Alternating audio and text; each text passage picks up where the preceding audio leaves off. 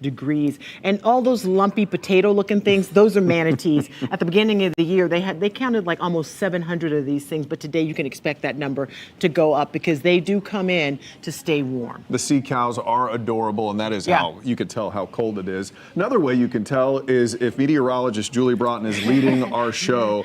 Come on in here, Julie, because it feels cold right now, but the temperatures are going to drop even more overnight. Right. We already hit our high overnight, so we were at 59 early this morning. Now we're hanging out around 57 degrees. Did you guys have any rain at your house this morning? A sprinkle. Yeah, so that was our front coming through, and you'll notice skies are clearing. Here's how it looks for you outside right now. Look at that beautiful blue sky, but you notice the camera shaking. That is because it is windy out there. Right now we're at 57. Our winds sustained are at 24 miles per hour from the west. We've seen gusts close to 40 miles per hour, so gusts almost at tropical storm strength, and that is bringing in all of that cold air. So here's what we can expect as we continue to roll through the rest of the afternoon into the evening hours. Right now we're at 55 degrees in Ocala. Sunset is right around 5:51 this afternoon, and once we get to sunset, those temperatures will plummet for us really quickly. We have cold weather advisories in place. We have freeze warnings in place area-wide. Here's your hour-by-hour forecast for Orlando. By midnight, so about the time you guys are rolling home, we'll already be in the upper 30s, low 40s. 34 will be our morning low. It will feel colder than that. Coming up, we'll talk more about the precautions you need to be taking with your plants, your pipes, your pets, all this. Okay, so to recap, we've already missed the warmest part of the day. Yes, unless you were out enjoying a nice stroll in the rain around 4 a.m. Yeah. It was not. Okay. All You right, can feel it Julie. in your bones today. Don't go anywhere. Yeah. I want to bring you in for our poll of the day. If you would like to be involved in our poll, you can just scan that QR code right there on your screen and get involved in this. This is a question that we asked yesterday, and it has carried over. Hey, Floridians, when do you turn the heater on inside your home? Most people say when it gets into the 50s. I'm surprised 60s wasn't an option there because I know that would happen in my house. Next, 25% in the 40s, and then temps in the 30s. I'm in the minority. I would never turn it on if I didn't live with other people. But don't you keep your AC at like 60 or 68, something crazy? 68 It's a meat locker at her house. Yeah, I like to snuggle with my heating pad. That's an option too, and probably in the coming days, it's a very good Absolutely. idea. All right, Julie, we'll be seeing you a lot throughout this hour. Thank you. All right, we want to follow a story that we brought you yesterday as breaking news at 4 o'clock, and it is a big one too. Pedro Da Silva, a school resource officer. Okay, we got some new. All right, so Pedro Da Silva, a school resource officer at Seminole High School, was arrested over inappropriate interactions with a student. Police say he was talking to and sending pictures to a 17-year-old female student while on duty as the SRO. This all happened between last October and December, and I'm just getting this information in from our desk now. It says he faced a judge for the first time this afternoon, and he is ordered to have no contact with anyone under 18 with the exception of his 2-year-old son. You see him there in court right now. He cannot go back to Seminole High School, and he has to wear a GPS monitor. Again, this is just all information we're getting in because he's in court today, so this information is fresh and breaking. No contact with anyone under 18 except his 2-year-old son. We got that message straight from our community correspondent. I believe Alex Cook is the one who is in court today. Right, he's going to join us in our later newscasts as we get the full details on what happened in that court case. A lot of people very interested in that story we broke yesterday at 4 o'clock, and we just keep getting more and more information about how it happened. The other big thing that's happening nationally and could have some impacts locally as well is the chaos that is ensuing in Minneapolis. Let me show you some of the crazy video that we're getting out of there these days. It looks pretty intense. Federal agents fighting back protesters, launching flashbangs, tear gas. You could see it rising into the sky there. The Department of Homeland Security says an agent shot a person who attacked them with a shovel today. The feds say an ICE officer was trying to take in a suspect. 2 people came out of a nearby apartment, shovels.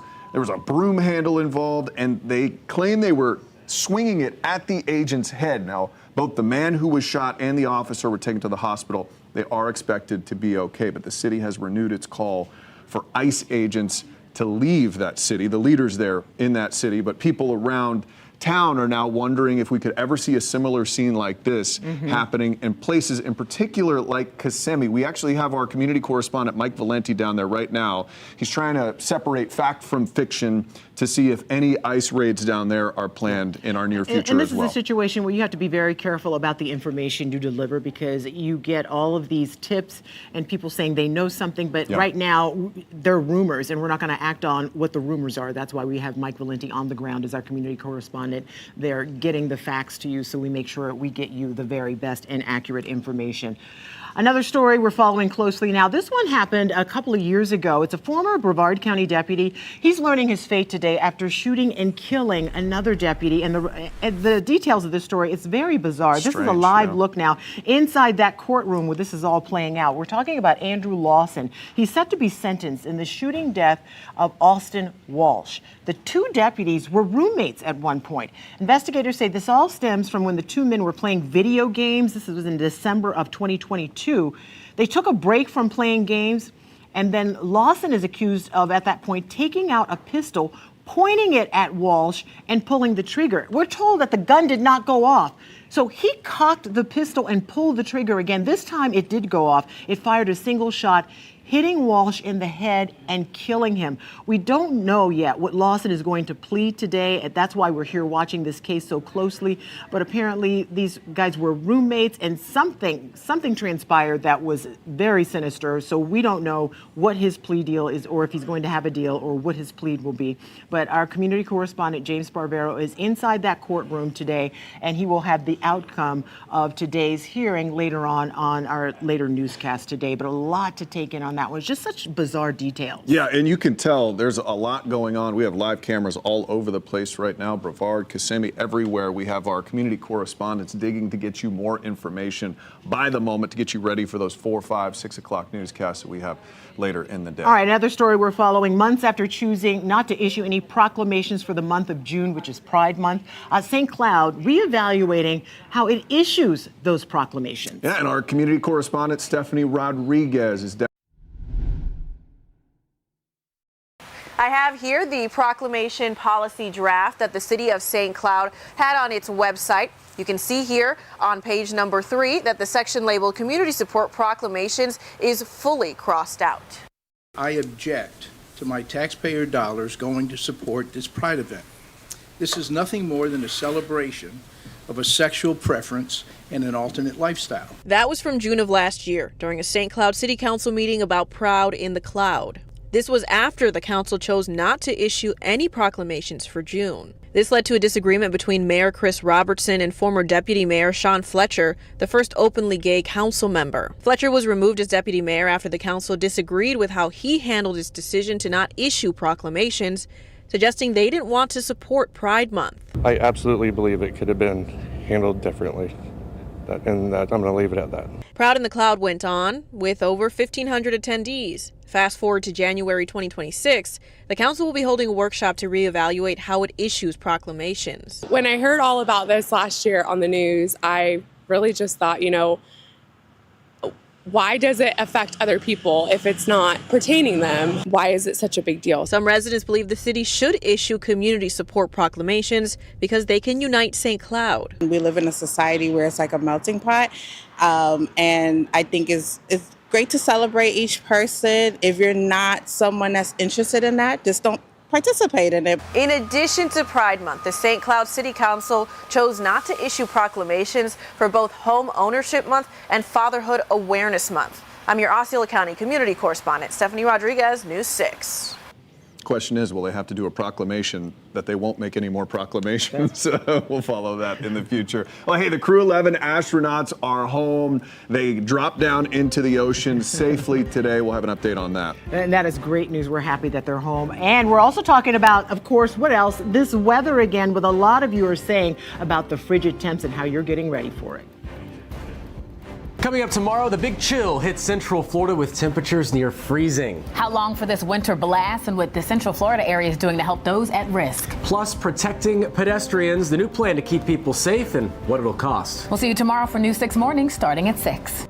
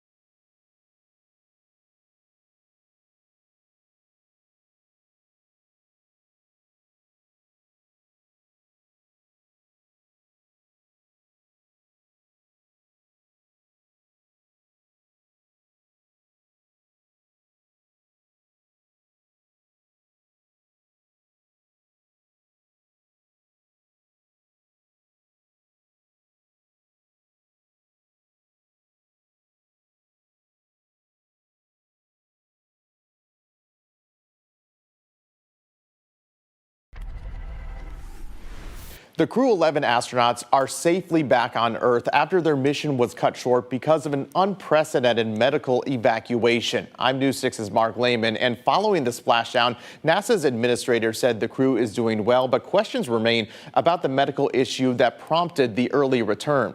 Early Thursday morning, we saw all 4 astronauts emerging from the Dragon capsule seemingly in good spirits. The crew, who are from the U.S., Russia, and Japan, launched in August and should have remained on the space station until late February.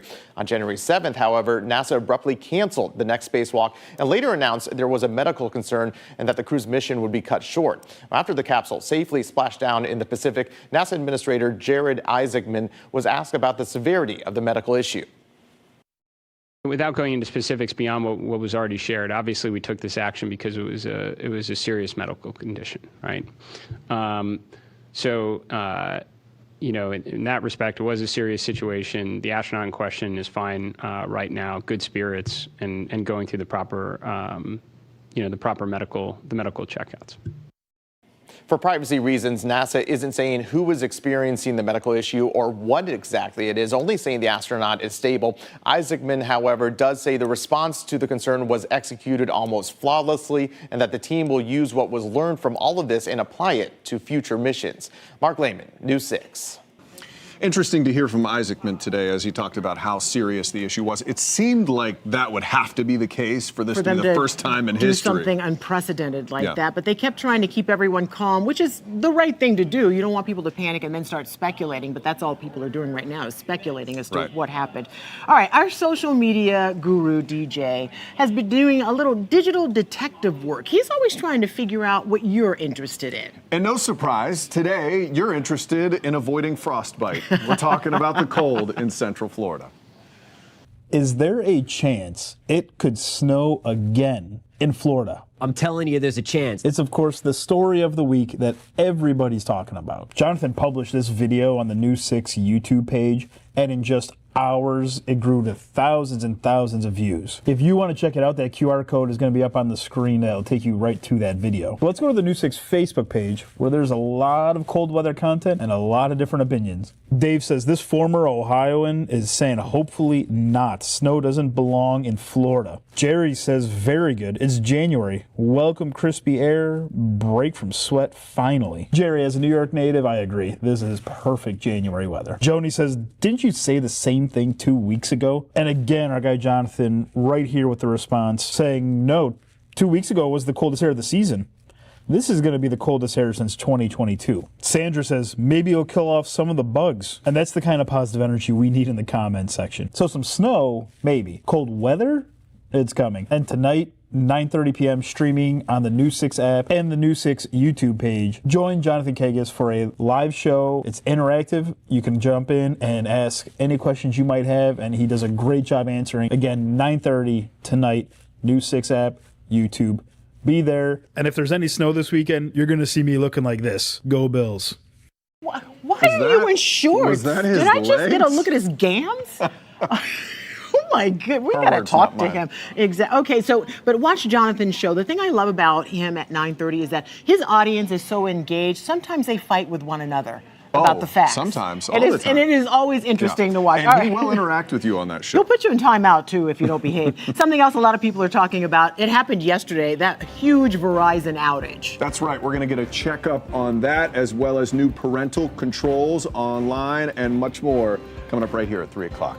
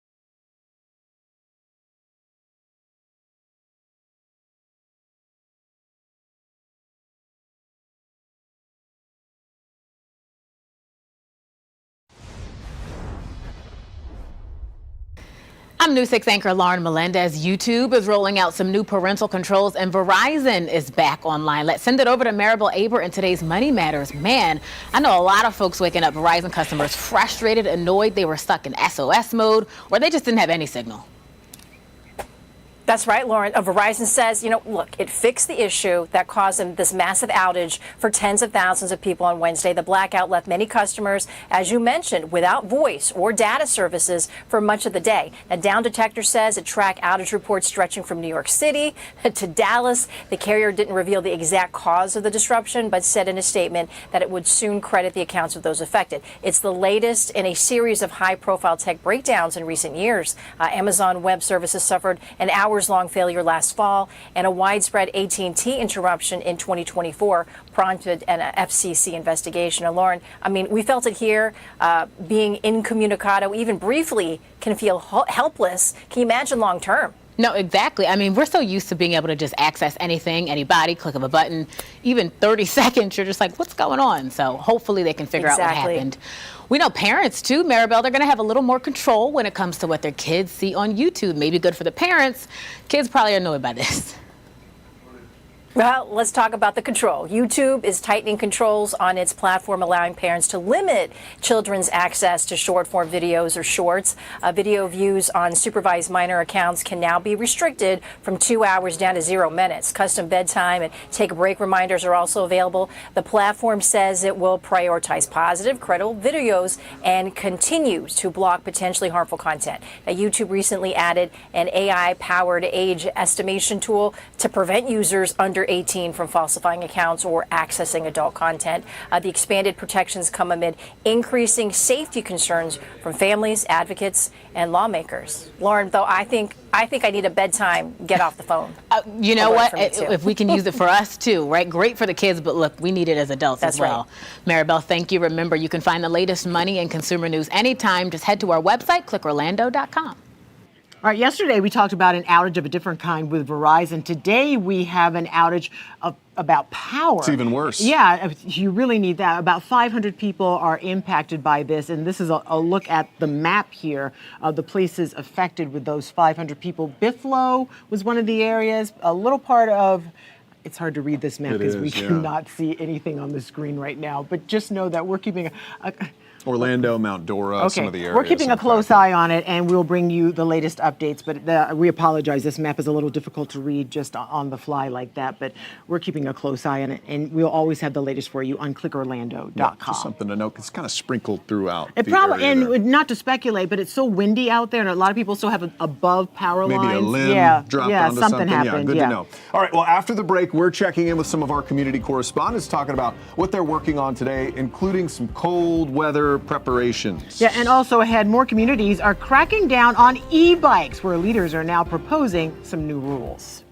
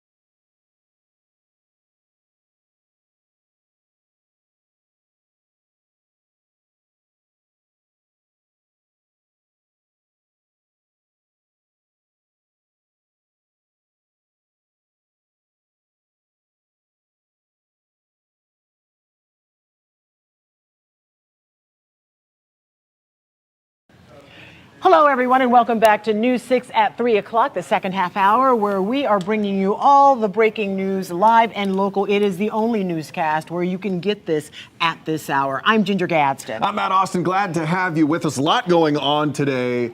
I know I'm guilty of this. You ever book a trip or a cruise and they say, do you want to buy trip protection, insurance in case you have to cancel? Well, it turns out this is also a thing for weddings. Yeah, and a lot of people opt not to do it. One Central Florida couple thought it wouldn't be something that they needed. That is until tragedy hit them. News 6 investigator Mike DeForest joins us now. Come on in, Mike. He joins us with a story that is just simply, when you hear the details of it, it's just heartbreaking, right? No matter what you think about this, and there's a lot of opinions of this story, at the end of the day, it's a really sad situation. It was a Florida woman, Ty Hinson. She was about to marry her longtime friend, William Coney. They had known each other for about 20 years. And even though they moved away from this area, they wanted to have their wedding here in Central Florida. So they booked a wedding venue. And she signed the contract back in August. Did I lose my microphone? My apologies. Okay. Where did it go? I'm new to this. That's okay. I'm next to you, so you're being heard. Look at that. Here we go. Sorry. They booked a wedding venue. She signed the contract back in August. Well, then tragically, right around Thanksgiving, her fiance died, heart attack, 42 years old, just totally unexpected. Wow. And the bride-to-be acknowledged that she signed a non-refundable contract. And even though it was non-refundable, she assumed she might get at least part of the roughly $7,600 that she paid to reserve this wedding venue. And from what we're able to tell, the wedding venue is not budging on this non-refundable contract. I mean, are they even considering the circumstances, though? A death? Well, and so that's we've been in contact with the owner of this facility and makes a case that, hey, we have to enforce all contracts equally, and rattled off lists of other circumstances that could happen: illness, accidents, deaths, military deployment. I never stopped to think about that. Oh, wow. If you get put overseas and then you have to cancel an event, and you don't have insurance, are they unpatriotic because they didn't refund? So at one point, where do you start making exceptions? I think is what is a challenge that somebody who has a non-refundable contract has to decide whether to enforce. And in this case, it appears that the venue is trying to stay consistent. On the other hand, you have people who support this bride who says, but come on, the wedding that's supposed to happen in May, more than 6 months from now. You could maybe book another one in that amount of time. And as this bride pointed out, all of her other wedding vendors have agreed to cancel and refund her, to which the owner of this venue says, well, you can't look at each one the same. They may have different expenses or different arrangements with other third parties that we may not have. So it's a very complicated issue. Yeah. It's emotional, too, because you're thinking this woman is grieving already the loss and doesn't really need something else to add to that misery. And that's what she says, is this is just making what was already a horribly painful situation even more painful, because to her it feels like they're not being compassionate. Now, the owner of the venue will say compassion and refunds are two completely separate things. Can I ask you a quick question? How did you hear about this story? Actually, it's her wedding planner reached out to us. Even though this bride-to-be made the arrangements with the venue directly herself, she since engaged a wedding planner, and it's the wedding planner now looking out for her and actually set up a GoFundMe page. The wedding planner did, to try to help this bride along. When can we see your full story? It's actually on clickorlando.com right now, and it will be in our next newscast at 4 o'clock. All right, sounds good. Mike DeForest, thank you very much. Brutal story. Yeah. It really is. Our other big story, of course, of the day that we've been talking about, and you've stepped outside, we're talking about the cold. The temperature is already starting to drop, and that wind has picked up out there, and it's going to get worse overnight. And these temperatures actually can impact businesses in some case. We have your community correspondent, Molly Reed. She is out covering. You can see her shivering right now, actually, out live. Molly, how's it feel out there? Well, Matt, as a Floridian, this is a little too cold for me already, so I'm not going to survive, I think, tonight, but we'll try our very best. Now, we're at one of the ferneries here in Pearson, the fern capital of the world. I know a lot of us are probably going to be bringing our plants inside, but I don't think you could bring 200 acres of ferns inside. So we've been following around a fern grower all day to keep your plants alive. They are heading into their biggest money-making months here with Valentine's Day and Mother's Day coming up. I mean, think about the bouquets you give your wife or your mom for those holidays and a lot of the greenery around the flowers. That all comes from here, and they ship it worldwide. So we've been following them around to find out about the new technology they're using here. The fern grower also told us that this is one of their most challenging years yet. They are depending almost fully on these holidays to stay afloat because of just how challenging it's been to stay open. He says a lot of the ferneries here in Central Florida have actually had to close because they just could not keep up. So we're talking to him about those challenges, what they're doing to keep the ferns alive, and he might even have some tips for some of us at home for our plants that we care so much about, of course. Yeah, we probably will need those tips because I learned yesterday we have a lot of people who have plants, but they have no idea how to take care of them in this kind of temperature because it is fairly unusual to get this cold. Molly, you bundle up and stay warm, okay? Mm-hmm. Thank you. We'll look for your report later on. Have not seen these temps in 1,000 days. That's a long time. We all forgot what to do. Well, we didn't forget what always happens. There's usually some huge national case out there. And then we get into the meat of it and we realize a Central Floridian is involved and in a very important aspect of this. And so this all stems from a gambling case. Let me take you into the details of this thing, which are pretty crazy. Federal prosecutors say it started in 2022, last time we were this cold, when fixers approached Antonio Blakeney, who was playing basketball in China. Former Chicago Bull, LSU All-American, great player, played his high school ball at Oak Hill High School in Orlando. His current address is in Kissimmee, too. So Blakeney is accused of taking money from fixers to underperform in games as his team was already projected to lose. Now, when they made a lot of money in China, they end up bringing that stateside, and then they brought in 3 other fixers. They recruited college basketball players, paying 10 to 30 grand a game to underperform. This is what you call shaving points in these games. And apparently this was a big money-making operation. It expanded to 20 athletes and more than a dozen schools. We've had so many of these stories. Let's take a listen here. The evidence in this case shows that the monetization of college athletics and athletics generally through the liberalization and proliferation of sports betting markets, as well as the normalization of compensation athletics, furthered the enterprise in this case. But it's complicated, right? I mean, as we allege in the indictment, certain players were targeted because they were somewhat missing out on NIL money. And this was being done, they were being targeted so they could supplement their NIL compensation. But we're not going to sit here on the sidelines while this regulatory landscape figures itself out. The Department of Justice is going to step in. As Deputy Director Bailey said, as Special Agent in Charge Jabe said, we're going to step in to combat the corruption of this sport. So we're just starting to see how pervasive this gambling is. That's what I was just saying. Most of the defendants were charged with sports bribery, carries a max penalty of 5 years in prison. But fraud, they're also getting charged with fraud. That, if they're convicted, carries 20 years in prison for these people involved in this scheme. I hate that Central Florida is once again in the middle of something like this, but it seems But like... not surprised. Not surprised, just disappointed, like your parents would say. All right, one of the newest cruise ships made its way to Central Florida waters early this morning. And I know a lot of people think, why would you want to leave Florida? This is the best place to be, but I understand why you would want to sail out to warmer waters while it's so cold here, at least right now. All right, let's take a look at this thing from our Launch Credit Union port cam. It captured the moments the Disney Adventure sailed into the port just before 7 o'clock this morning. It's not going quite this fast. It's the company's newest cruise ship making its way to Singapore for its maiden voyage, where it will spend its first season. It's scheduled for this March. So our theme park expert, Haley Coombs, recently went on the Disney Destiny.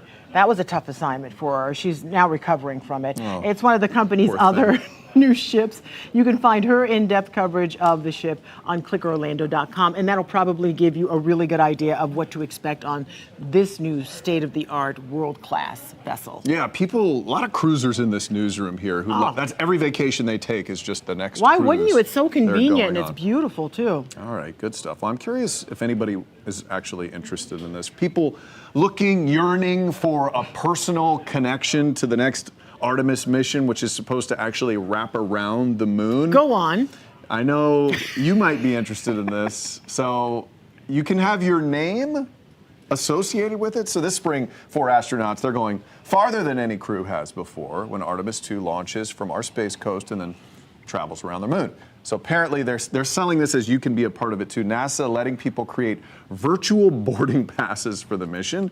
You're not actually going to be on it, but your name will be on an SD card that will fly inside the Orion capsule when Artemis 2 launches. We have a link if you're interested, and if one of you clicks on that link, I will be shocked.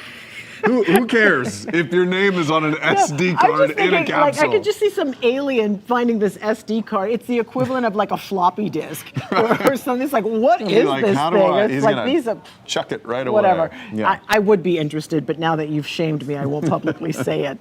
All right, well, we see our fair amount here in Central Florida of police chases, but this one is a bit different and it may just take the cake. Look at this thing. Last Friday, St. John's Sheriff's Office deputies were called in to take in this long-legged guy. He's a runaway emu. Deputies tried to secure the bird, but the animal kicked at them several times with its large Does it have talons. handcuffs on? Yeah, I'm getting to that. Oh, sorry. And I'm going to quote, this is police talk, it fled on foot, recklessly. After a short chase, deputies cornered the emu, secured it with a makeshift lasso, and handcuffed its little legs. So it couldn't. Are you going to be okay? So it couldn't kick him with the talons.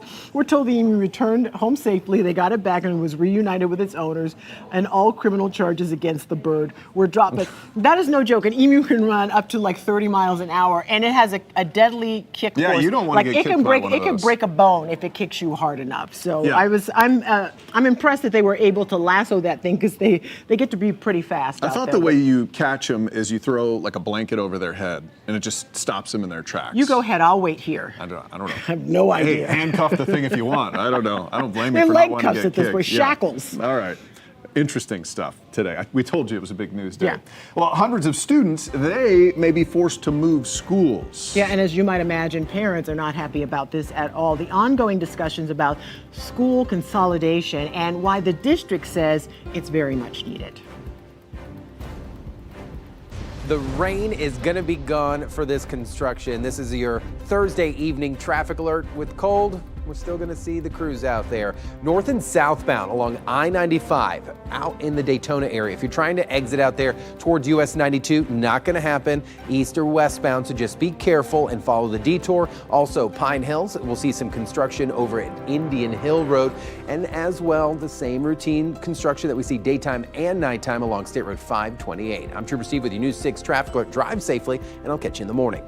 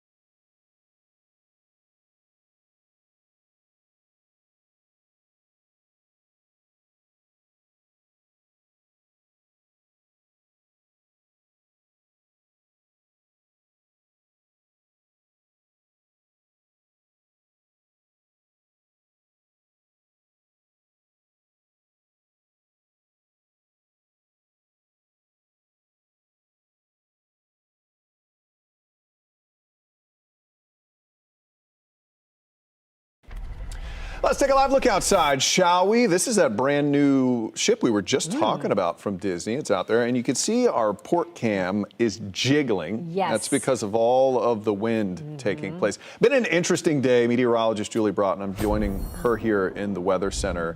You know, I've heard some meteorologists talk about coat dragging days for the kids when they wear a coat to school and they drag it home. This is the opposite of that. They go and it gets colder while they're in school. Right. We already hit our highs overnight. So in Orlando, our high was 59. That was right around 4 this morning. And you can see that front well to our south now. Right now in Orlando, we're sitting at 57. But look off to the north, all that cold air to our north. It's 32 in Nashville, 37 in Atlanta right now. And it's just going to continue to get colder, especially once we hit sunset. So it is a night when you need to bring in the sensitive vegetation. A lot of us have those tropical plants. I mean, I don't. I have one plant, one that attracts the butterflies. I'm not sure if I should bring it in. We're going to find out tomorrow, though. But See if it survives. Right, if you're a plant person, you have that tender vegetation, cover it or bring it in. We're also talking about a night where we could be dealing with some pipe issues, especially across our northwest counties like Marion County. So leave the cabinets open in your house, kind of warm the pipes from the interior, also that slow drip, because pipe issues can be expensive. We also have those freeze warnings in place just about everywhere across Central Florida. That means we're going to be talking about the potential of hard freeze across northwest counties. We also have a cold weather advisory for every single person in Central Florida. That used to be called a wind chill advisory. So we're talking about wind chill readings in the 20s. And here's a look at the timeline. So we stopped the clock for you at midnight. By that time, it will feel like 35 in Orlando. It'll feel like 29 at midnight in the Villages, 29 in Ocala. The winds will begin to relax a little bit overnight compared to what they are. So the most intense wind chill readings will come from about midnight till around 2 a.m. And we are on our way to overnight lows around 34 in Orlando, the coldest air we've seen since Christmas Day 2022. You will drop to 26 in Ocala. So notice that's right around 7 o'clock in the morning. That's when a lot of kids are going out to school. High school starts around 7:15 in the morning. So it is going to be dangerously cold. You need to take it seriously. You need to take precautions. I know we keep talking about this. The kids don't like the coats, but we need to you have some layers on. Put your foot down.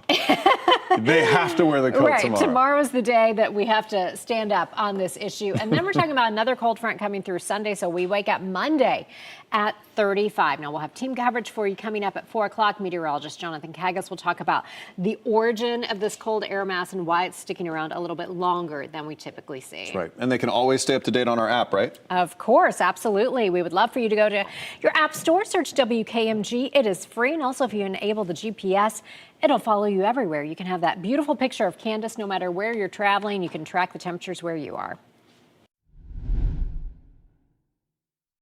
This meeting was the first time parents and community members near Union Park Middle School were able to come together, address their concerns right to district leaders. We spoke to parents who say they are against this shutdown.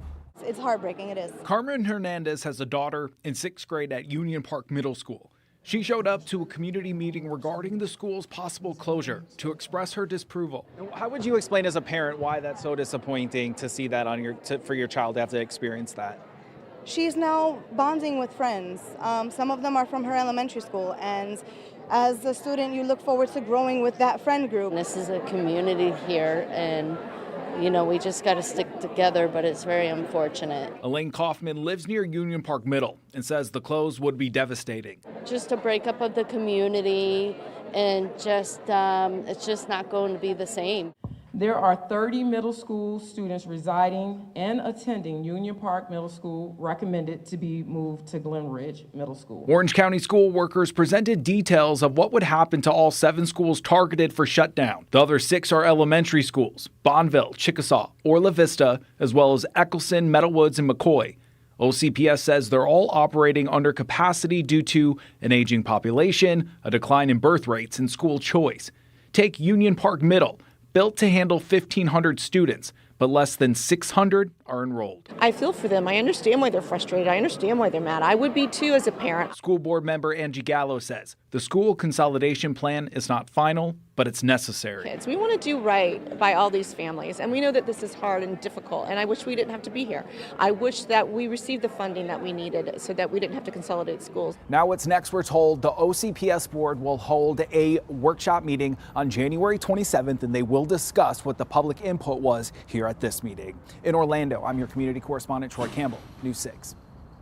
And you can imagine why a lot of parents are upset because it's nostalgic. Kids have gone to the school in the community and the neighborhood for a long time, and they're close. Yeah, they're closer to you. Yeah. And it's not just impacting those 7 schools, as he pointed out. It's going to rezone all of those schools, so other schools are going to be absorbing more students, and how's that going to impact them? Rachel Isbell joining us now.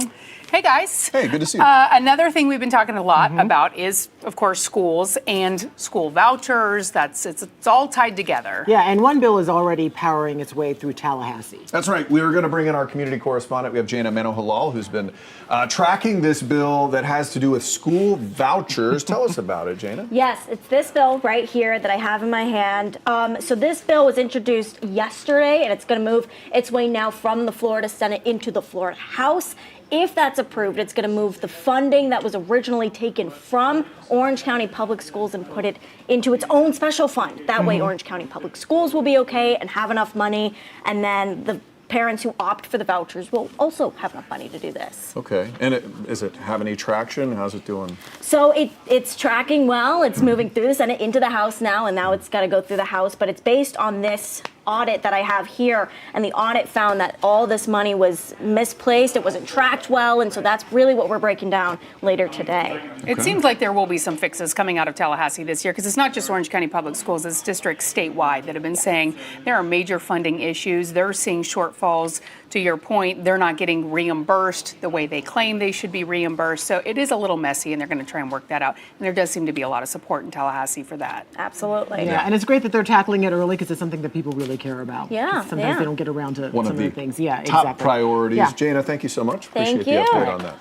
Well, I know we've been talking about some sports stories already during Yes. News 6 at 3. Yeah. We have another one for you right now because it's another big day for some Florida athletes, specifically the Florida Panthers. They are making their White House visit this afternoon. The Florida Panthers, you may remember, took down the Edmonton Oilers for the 2nd straight year in the Stanley Cup in 6 games, and President Trump is expected to greet the team. That's coming up ahead at 4. You know, you never thought a Florida team would beat a team from Canada 2 years in a row in hockey. Yeah, we're that's like crazy. dominating the Yes. hockey scene. Our Florida teams are amazing at Yeah, this. Lightning doing well. Now they get to go I to don't the know why White you House. guys are so surprised. I expected it. 100%.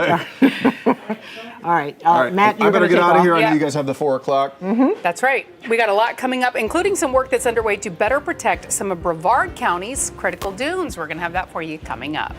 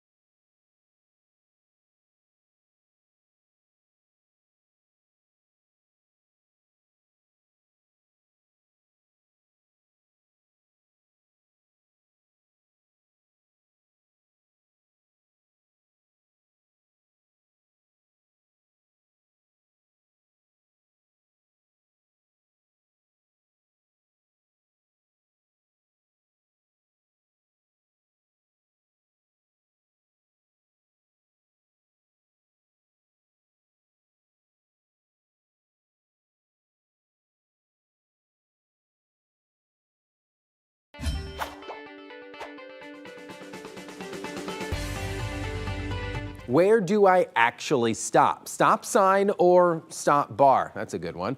The stop versus the stop sign. So it's not actually which one has more priority. It's about how they work together, right? It's all about that. So under Florida Statute 316-123, when you approach a stop sign, you're required to stop and make a complete stop. But where you stop actually matters. If there's a stop bar painted on the road, that's your first stopping point. The stop bar shows exactly where traffic engineers want your vehicle to stop before continuing on. You'll often see stop bars placed close to like crosswalks, sidewalks, or other type of crossings, so you stop before entering those areas. After stopping, you then yield right of way to other traffic moving out there. Remember, a stop sign or a stop bar means zero movement. It's not a yield sign, it's a complete stop. If you have a traffic safety question you want me to answer it, head to clickorlando.com/AskTrooperSteve. It's a push to preserve the natural dunes in Cocoa Beach. I'm News 6's Mark Lehman, and on Thursday, commissioners are voting to approve funding to replace 2 dune crossovers in the city. And up close, you can see exactly why this project is needed. We're seeing obvious signs of decay and deterioration. It also appears that some efforts have been made to replace some spots, like this paneling we're seeing here. At least half a dozen boards have been replaced already, but the city says much more is needed. It's a 6-figure plan to improve beach access. On Thursday, Cocoa Beach Public Works is asking commissioners to approve nearly $300,000 to replace the dune crossovers on Flagler Lane and South 7th Street. The boardwalks are designed to keep beachgoers off sand dunes, which serve as a vital barrier protecting properties from high tides and storm surge. People living nearby tell us they've seen the walkways fall into disrepair over the years. What do you think about the plan to replace these crossovers? Well, I think it's a great idea. I mean, just take a walk on them. You can see the boards are cracked, basically rotten, and hopefully they can do it to the ADA and all that. The newly built boardwalks must be ADA compliant, and the city is looking to award the most cost-effective estimates from 2 different contractors. A timetable for construction is expected once commissioners make their decision.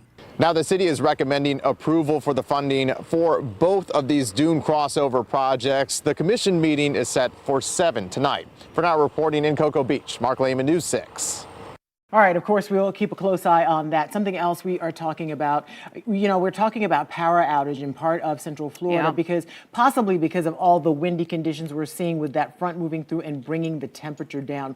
We have not seen weather like this since 2022. It's crazy. More than 1,000 days since Christmas of 2022, but it is here. We actually hit our high temperature early this morning, which I always think is the weirdest thing. If you slept in, then you missed it. Yeah, well, we have a team of meteorologists who are going to be bringing us the very latest on the weather conditions. That's coming up. Also, a big story that's happening nationwide, the protests that are happening in Minnesota. We're going to have an update on that. And News 6's Mike Valenti is looking into rumors about more ICE agents here in Central Florida. News 6 at 4 starts right now. Streaming on clickorlando.com and broadcasting live. You're watching News 6 at 4. And no family should have to choose between keeping a roof over their heads and risking being kidnapped by ICE.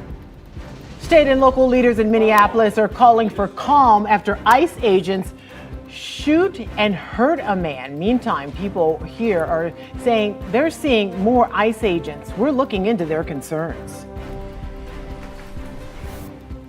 Well, oranges and money both at risk due to the threat of tonight's cold weather. I am Ashley Garrett with News 6 reporting how this U-Pick farm is just hoping to thaw out successfully after tonight's freeze.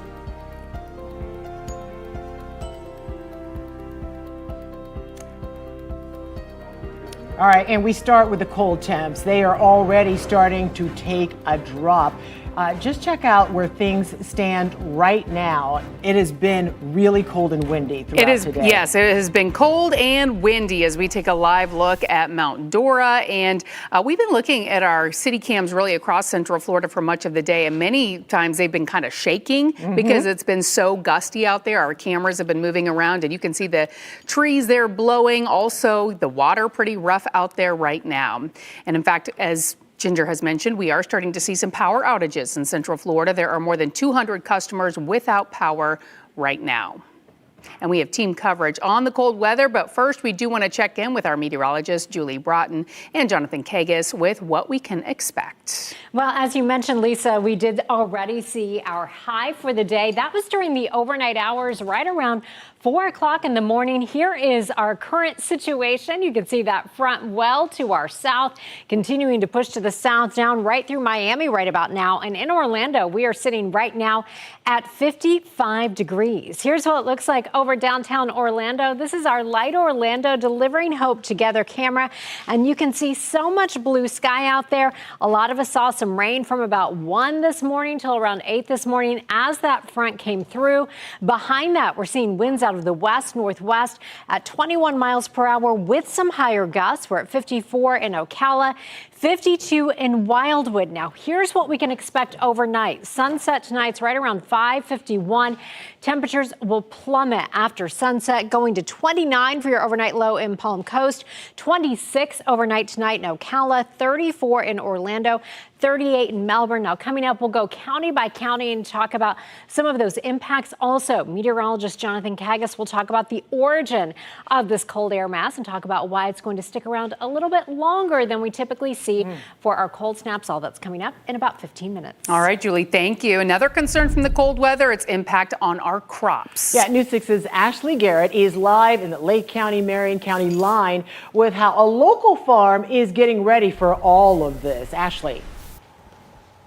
Yeah, good afternoon to you. I am live at Yummy Harvest in Lady Lake, and I'm actually going to bring in one of the co-owners of Yummy Harvest to help me tell their story. We're going to do a little bit of a walk and talk, and first introduce the co-owner here as Tanya Torres. Tanya, thank you so much for joining us today. Absolutely. So due to the threat of the cold weather that we're expecting, and we're going to walk and talk as we do this, I'm just wondering how you're feeling about the potential impact to your crops here. Well, we are concerned here at Yummy Harvest for the temperatures that are dropping.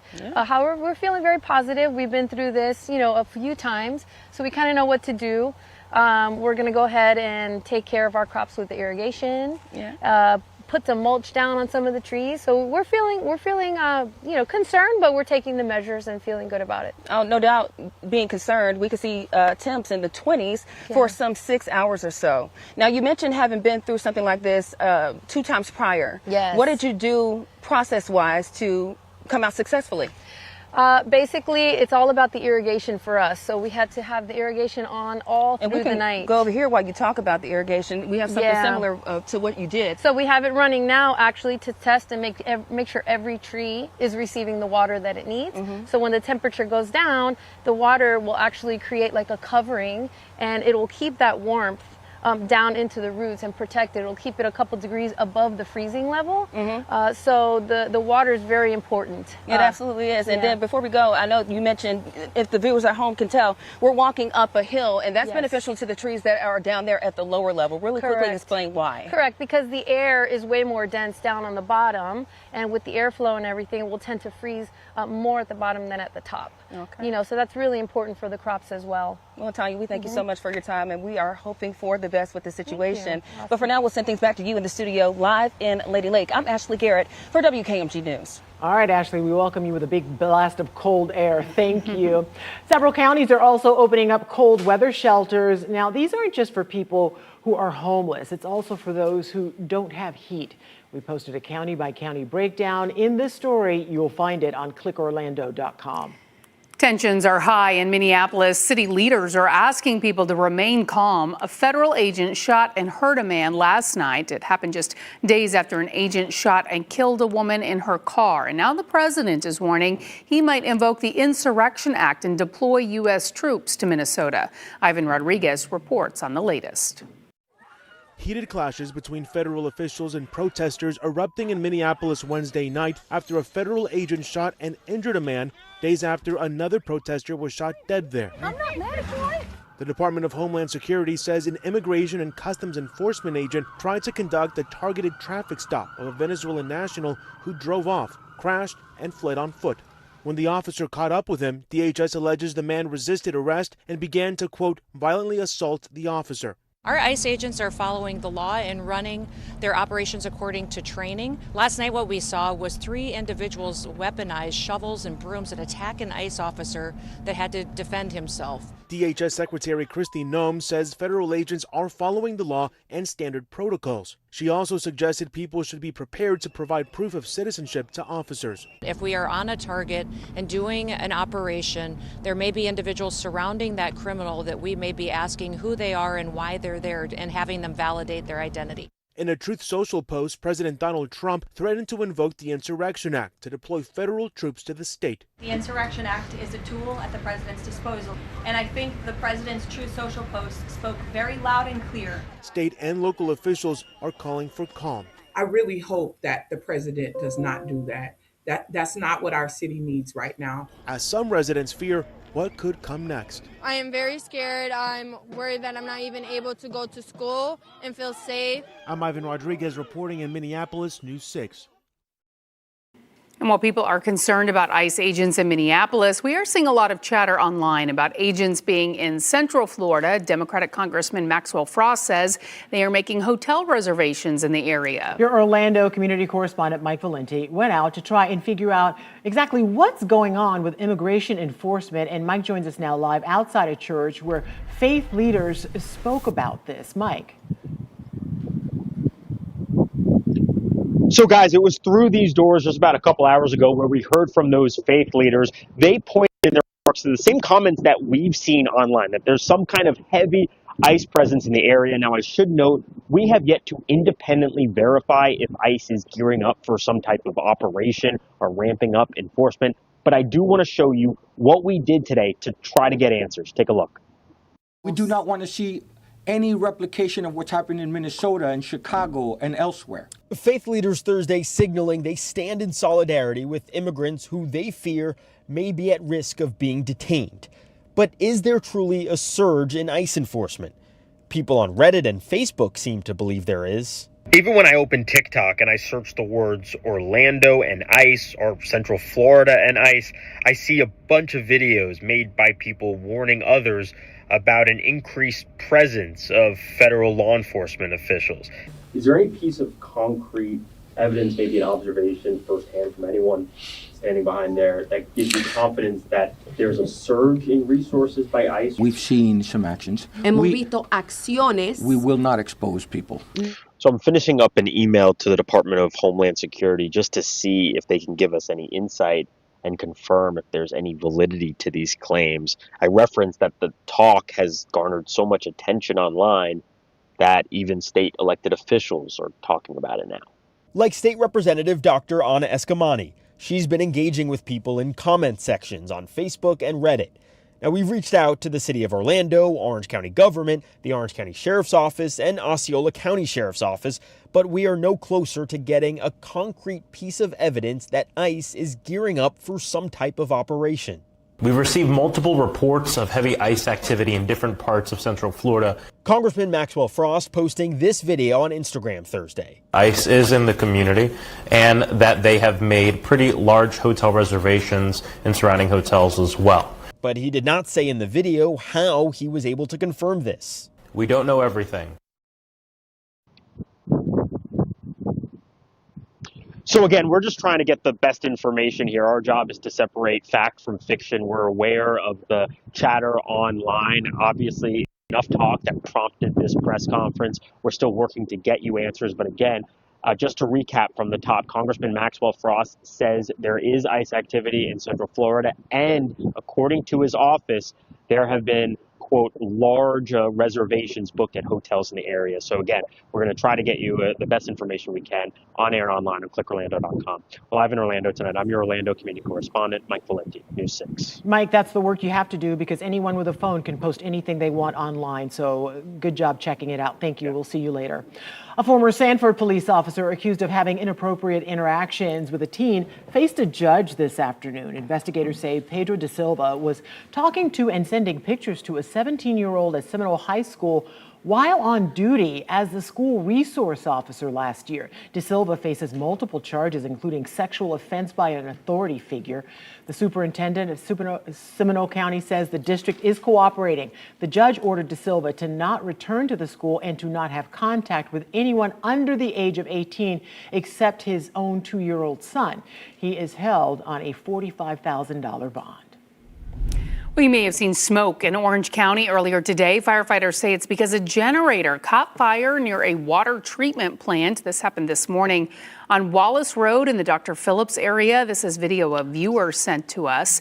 Orange County Fire Rescue says crews found smoke and flames from the large generator. The building of the plant, though, was not damaged. Crews were able to put it out and no one was hurt. All right, here's some good news. Crew 11 astronauts are back on Earth after splashing down off the coast of California early this morning.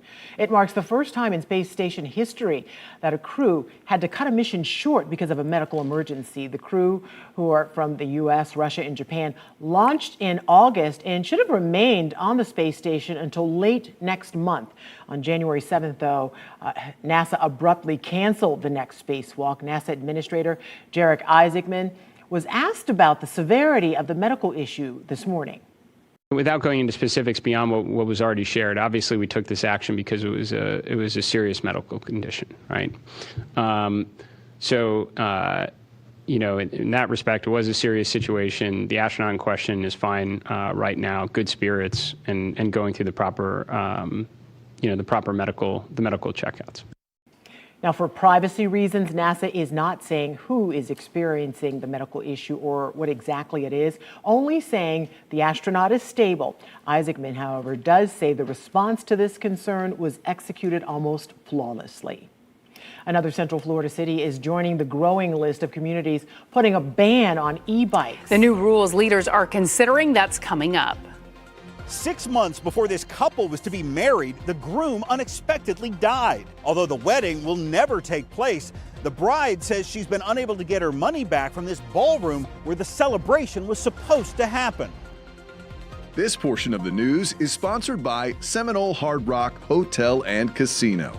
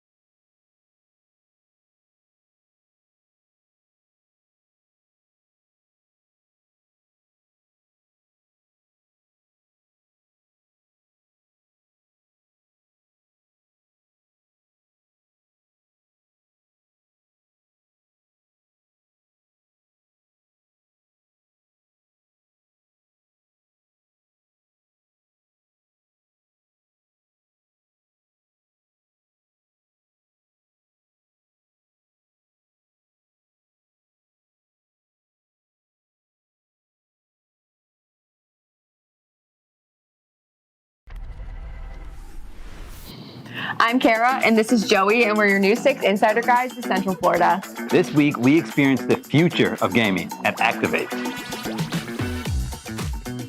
Activate is an interactive, live-action gaming venue where you become the player in high-tech, glowing game rooms. From solving puzzles and taking on physical challenges with friends, it's like stepping into a video game. Watch the full video at cookorlando.com/insider. Signing up to be an insider is free, easy, and the only way you can keep up with our adventures throughout Central Florida. And don't forget to nominate your favorite teacher for the News 6 Educator of the Week Award, sponsored by Osborne & Francis Law Firm.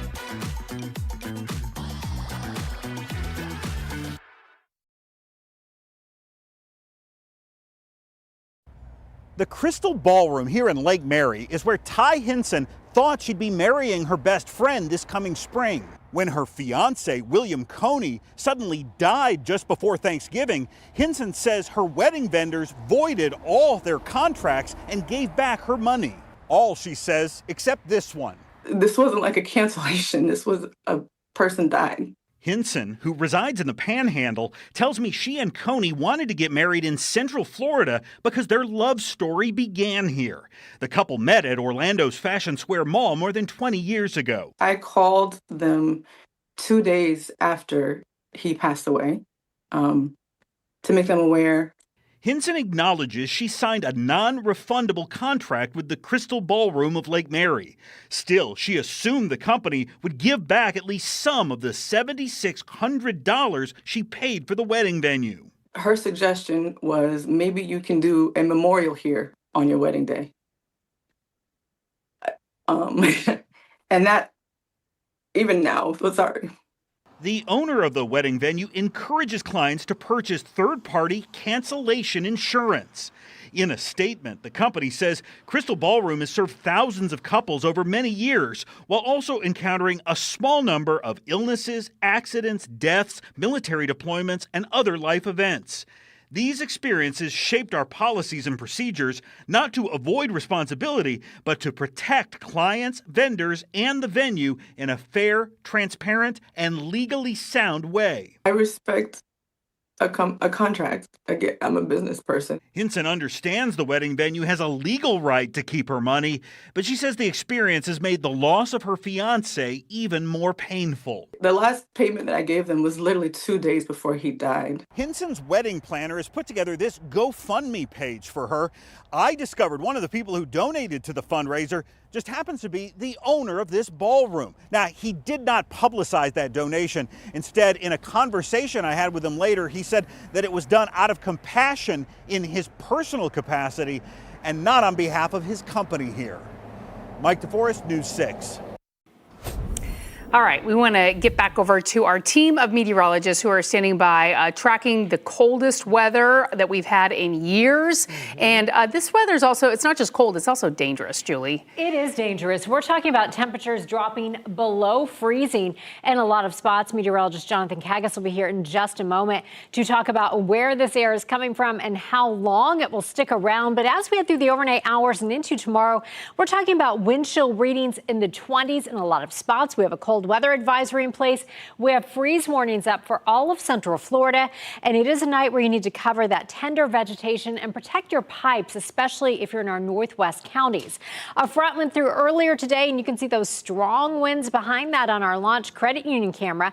We've already seen our highs for the day overnight. Right now, we're at 60 in Orlando with winds gusting to 30 miles per hour. Now, most of us are generally in the low to mid 50s for interior spots. 53 in Reddick right now. You're at 58 degrees in Kenansville, and overnight tonight, so by 7 o'clock tomorrow morning, we're talking about 34 in Orlando, 32 in Sanford, and you will be sub-freezing for our northern interior spots. So county by county, as we take you to Marion County, you'll be at or below freezing for 4 to 6 hours. It will feel like anywhere from around 23 to 26 degrees. Temperatures will start dropping right after sunset tonight. Sumter County, your wind chill readings will be from about 26 to 32, and you're talking about 3 to 5 hours potentially below freezing. And as we take you into Lake County areas like Paisley, Mount Dora, you're talking about your actual temperatures dropping to around 27 to 32 degrees. It will feel below freezing and actually be below freezing for about 2 to 4 hours. So all of these counties you want to bring in your plants. Of course, make sure your pets are inside nice and warm with you, and it is a night to protect your pipes in those northern interior spots. Now we'll talk about your 7-day forecast in just a moment, but first let's head over to meteorologist Jonathan Kagas tracking where this cold air mass came from and why it's hanging around a little longer than we typically see. Yeah, Julie, we've been watching this for about 10 days now, kind of charging up literally in the Arctic. So when we say Arctic blast, that's exactly where this thing is coming from. So this red line, if you look closely, we have it back to down towards Orlando International Airport. If you trace it all the way back, it goes back to the Hudson Bay and then around the Arctic Circle and then just to the south of the Hudson Bay. That's where the air mass itself originated about a week ago. Now it is blasting through Central Florida as we can feel, with the core of it going to arrive, as Julie mentioned, getting into tomorrow morning. We're going to be watching that closely again as it settles back in. The one main reason why we're going to continue to see the longevity of this colder air is the fact that we are going to be watching this kind of pinwheel around. We have a nice big chunk of low pressure out over the Great Lakes, and you see the repeated shot of colder air coming down. That chunk of high pressure that's hanging out over the Pacific Northwest is going to keep the cold air anchored in. That door is going to stay wide open from the Arctic down to the eastern two-thirds of the country through at least the middle of next week. To put some numbers to the pattern, we're going to send things back over to meteorologist Julie Broughton. Jonathan, thank you. Now, here's your hour-by-hour forecast.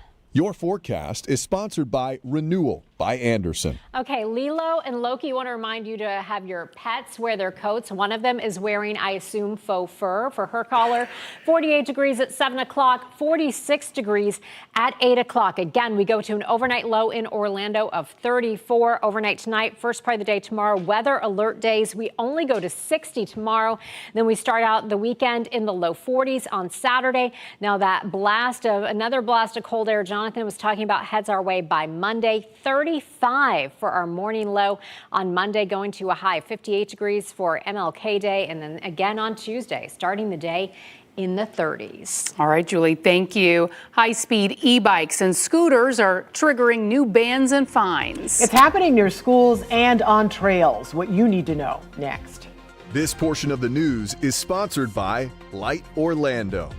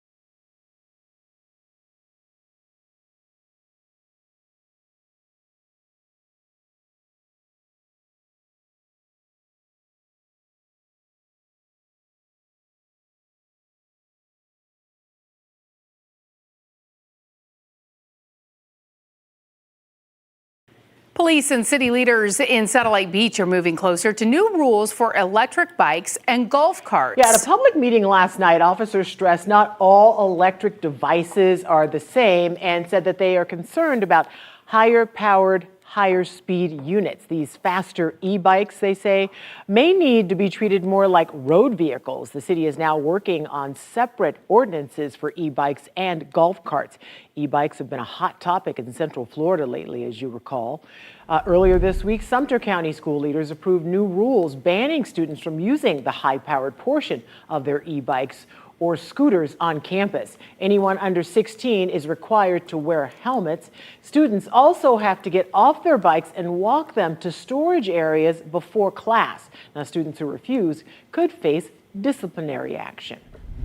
In Seminole County, police in Oviedo are seriously keeping an eye on e-bikes. Officers say they've been getting complaints about students driving recklessly.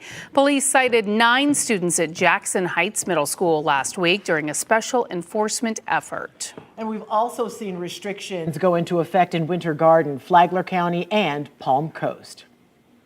Well, with freezing cold temps coming to Central Florida, we are keeping you informed and up to date with team coverage. Molly.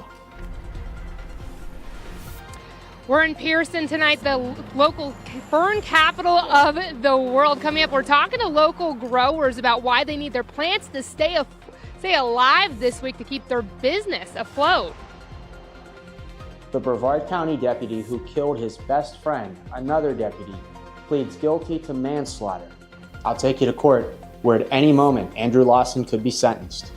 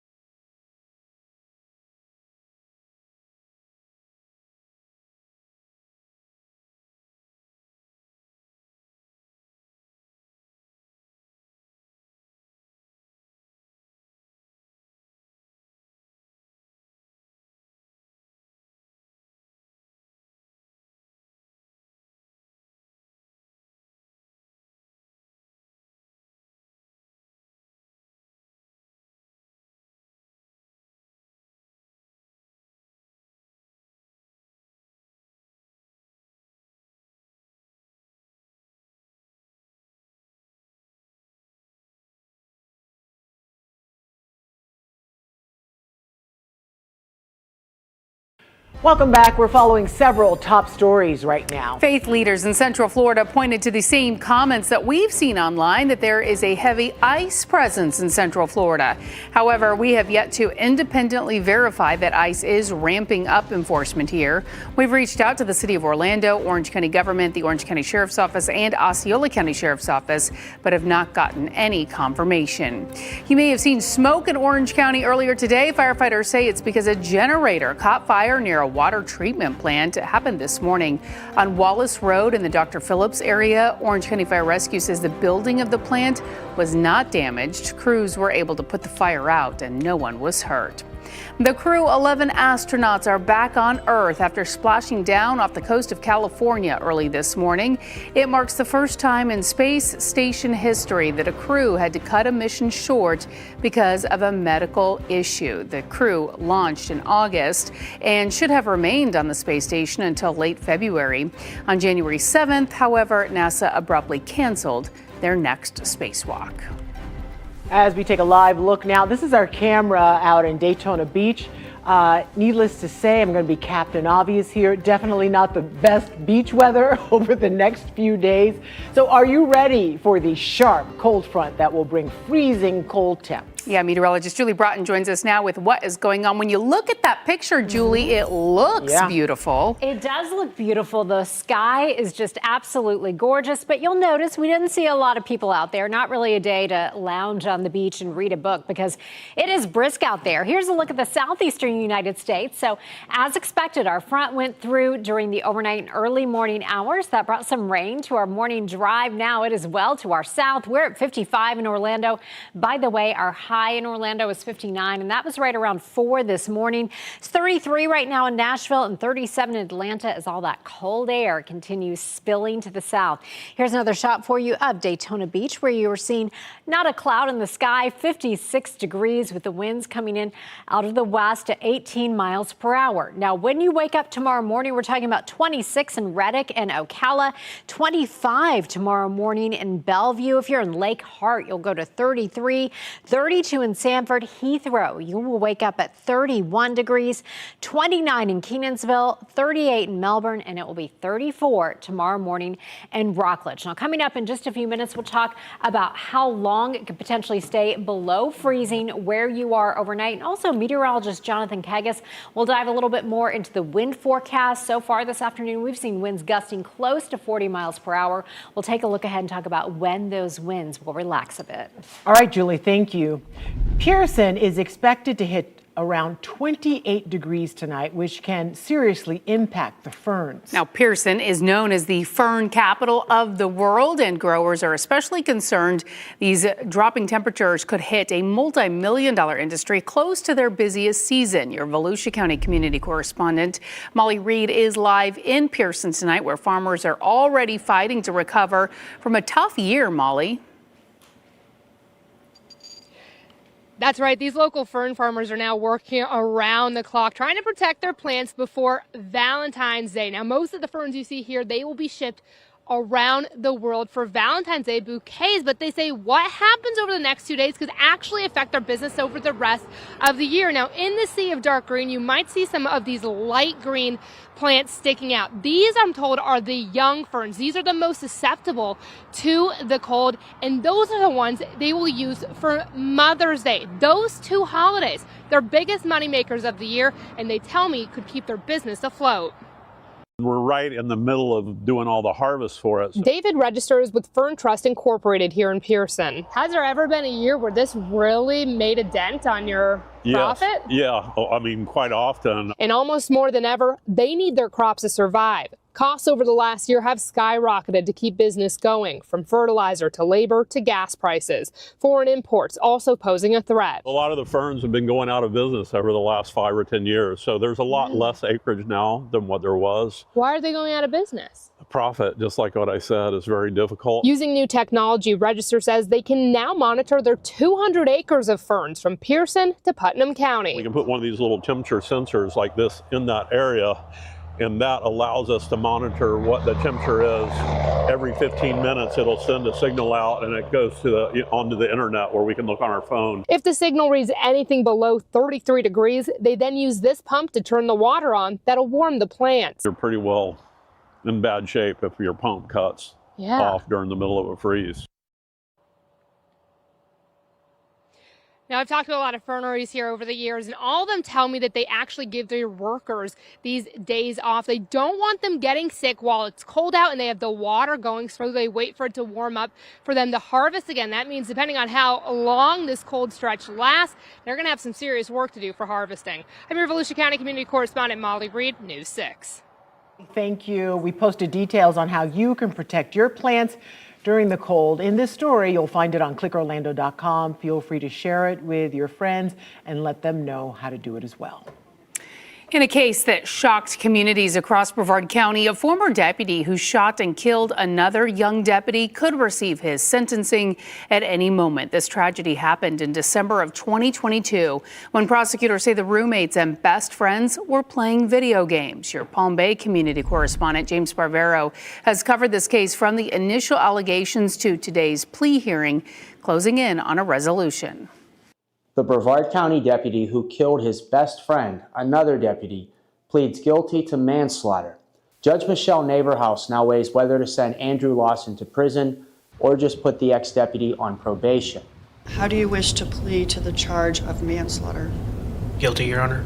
3 years ago, when he was 22, prosecutors say Lawson pointed his gun at 23-year-old Austin Walsh while the deputies played the video game Call of Duty, where they lived together in Palm Bay.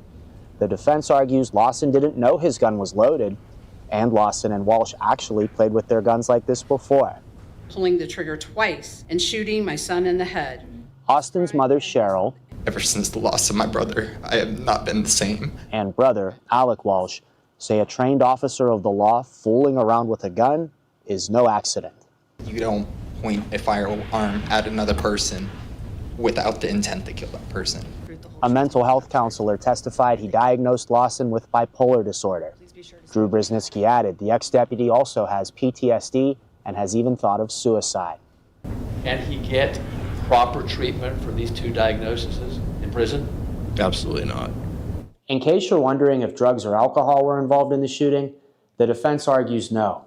It's been a long, emotional day in court, and the judge still has not ruled on a sentencing yet. I'll bring you another update at 5:30. In Brevard County, I'm your Palm Bay community correspondent, James Sparvero, News 6. Tonight, parents from 2 elementary schools will be able to meet with leaders about their campuses potentially shutting down. The Orange County School District is considering closing 7 schools, including Bonneville Elementary and Orla Vista Elementary. Your Orange County community correspondent Troy Campbell went to Union Park Middle School, where leaders had their first of several community meetings last night. This meeting was the first time parents and community members near Union Park Middle School were able to come together, address their concerns right to district leaders. We spoke to parents who say they are against this shutdown. It's heartbreaking, it is. Carmen Hernandez has a daughter in 6th grade at Union Park Middle School. She showed up to a community meeting regarding the school's possible closure to express her disapproval. How would you explain as a parent why that's so disappointing to see that on for your child to have to experience that? She's now bonding with friends.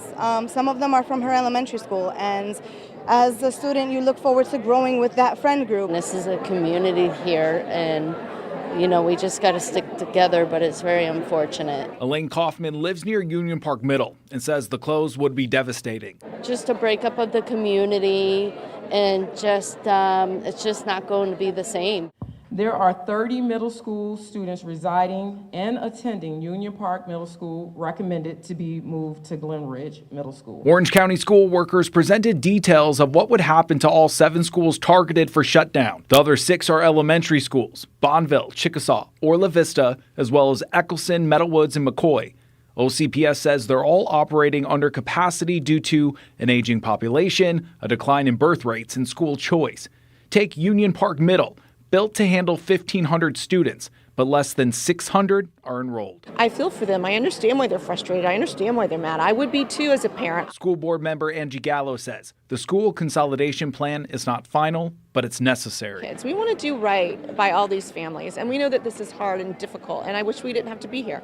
I wish that we received the funding that we needed so that we didn't have to consolidate schools. Now what's next, we're told the OCPS board will hold a workshop meeting on January 27th, and they will discuss what the public input was here at this meeting. In Orlando, I'm your community correspondent, Troy Campbell, News 6.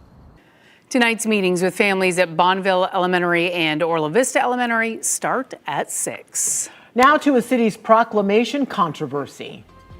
I object to my taxpayer dollars going to support this Pride event. We live in a society where it's like a melting pot, and I think it's great to celebrate each person. If you're not someone that's interested in that, just don't participate in it.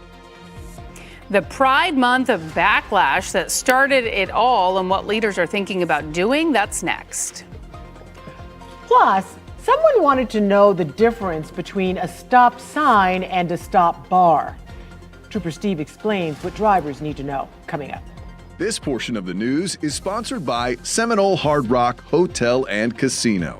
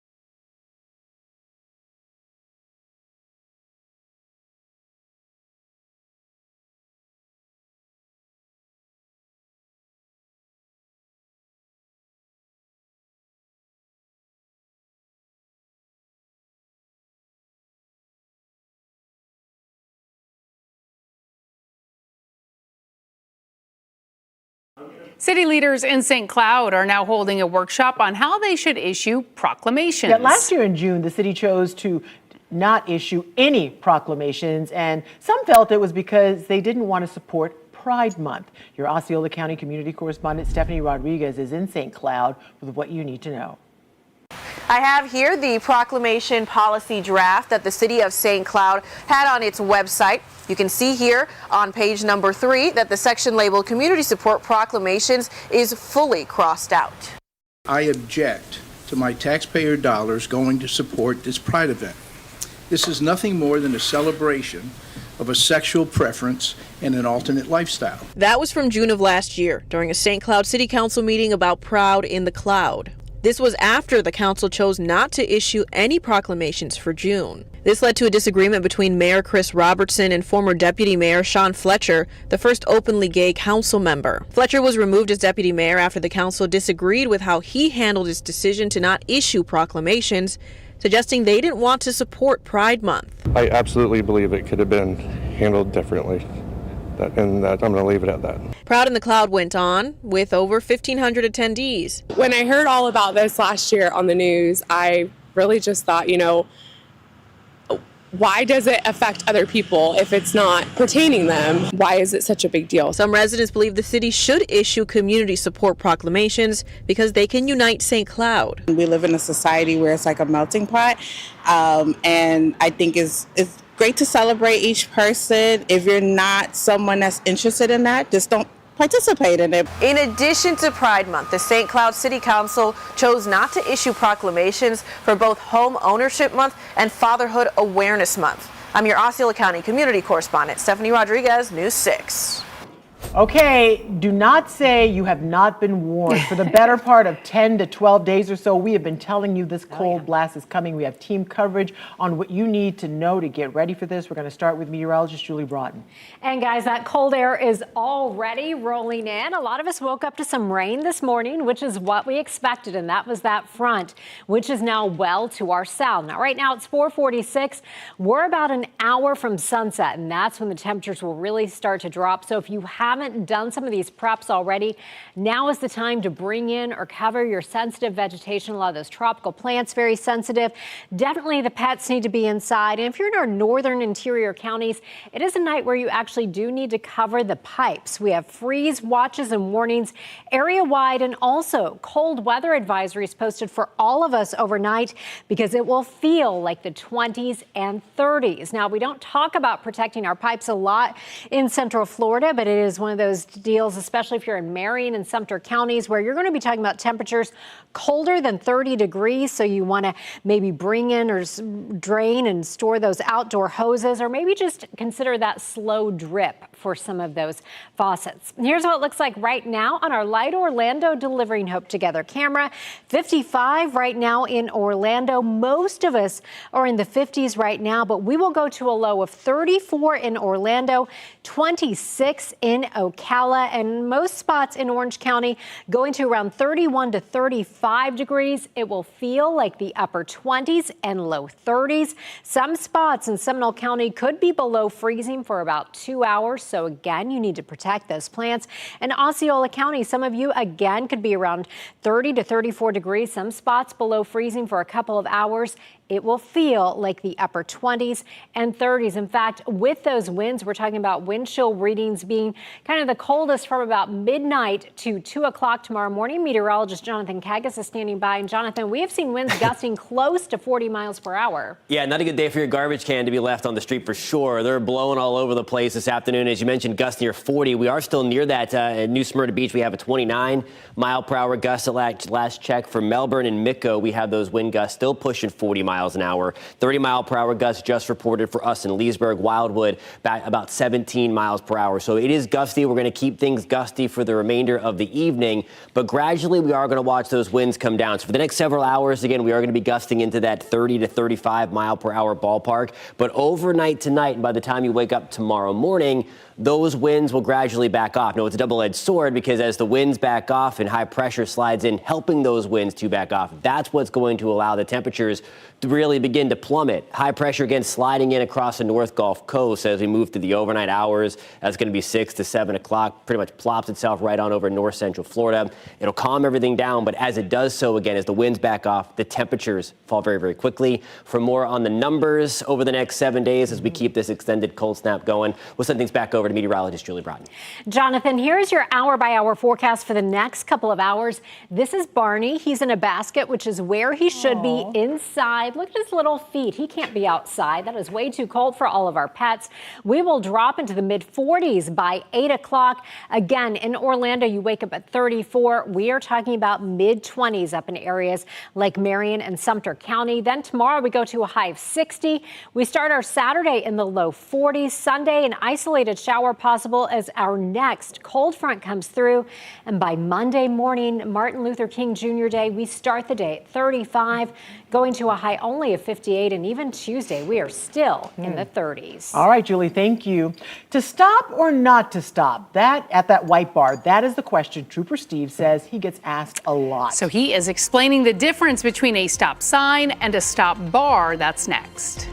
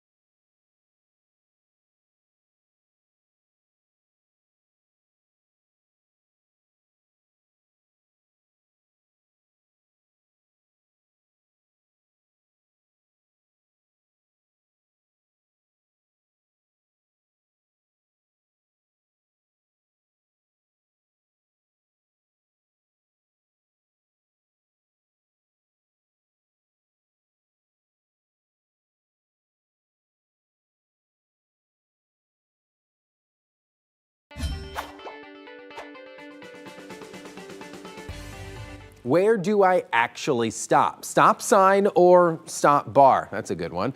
The stop versus the stop sign. So it's not actually which one has more priority. It's about how they work together, right? It's all about that. So under Florida Statute 316-123, when you approach a stop sign, you're required to stop and make a complete stop. But where you stop actually matters. If there's a stop bar painted on the road, that's your first stopping point.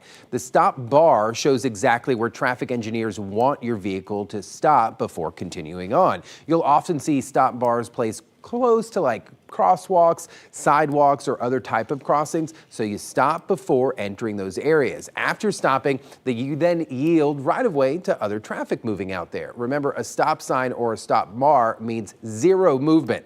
It's not a yield sign, it's a complete stop. If you have a traffic safety question you want me to answer it, head to clickorlando.com/AskTrooperSteve. Well, from its early days as the living seas to today's seas with Nemo and friends, Epcot's underwater world has inspired millions to explore the ocean's wonders. The pavilion is celebrating 40 years this month, opening back in 1986 as part of Walt Disney World's Epcot Center. The massive aquarium, one of the first of its kind and still the 9th largest in the world, is not just home to colorful fish, it's a hub for conservation, helping rescue and release more than 300 sea turtles and 30 manatees back to the wild. We also have a team here that's dedicated to coral conservation in the state of Florida. And so we've been working really hard with the Florida Coral Rescue Center that is really looking to care for coral reefs and restore their populations back into the wild. The main environment is 203 feet in diameter and holds more than 5 million gallons of salt water. For perspective, Spaceship Earth is 165 feet in diameter. Beautiful, though. Remember, you can get the latest theme park news sent right to your email. Sign up for the In the Loop Theme Park Scoops newsletter at clickorlando.com/newsletters. News 6 at 5 is next. Anchor Matt Austin is in the newsroom with what's ahead. Well, you know it's here. The cold weather feel in Central Florida. We have team coverage on the weather on the way. Some of it's already here, including an orange farm on the Marion-Lake County border. It's getting ready to protect some very valuable crops. Plus, the latest on that massive Verizon outage that left millions of customers without service. What you can do if you're still impacted. And your forecast is only minutes away. Don't forget, stream all of our newscasts and live cameras like this chilly look out at Daytona Beach for free anytime on News 6 Plus.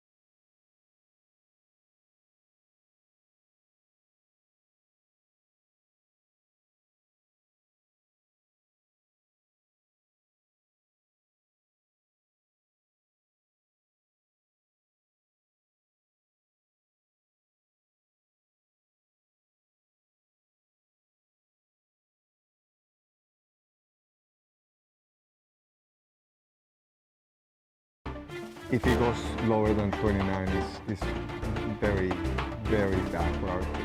Now at 5, cold air in the Sunshine State. The concern some growers have about keeping their plants alive. We have team coverage. Plus, confrontations intensify between ICE officers and Minnesota residents. There are some in Central Florida afraid about their own communities. And after millions of customers were left without cell service, Verizon is responding. What you need to know to fix your issues and what you may be entitled to.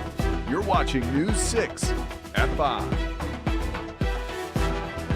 Well, you can feel it. Winter is here and now certainly feeling like it. Parts of Central Florida preparing for what could be extreme Florida cold temperatures. We have team coverage tonight. We begin with meteorologist Jonathan Kagas. Yeah, guys, we're watching the temperatures taking the tumble. If you've been outside over the last couple of hours, you can feel them taking the tumble as well. Insult to injury, the gusty wind near 40 miles an hour at times. Oviedo, we're hanging out at 55 right now. We're at 52 degrees in Ocala, and we continue to drop. Compare that to 24 hours ago now, we're running about 10 to 15 degrees colder.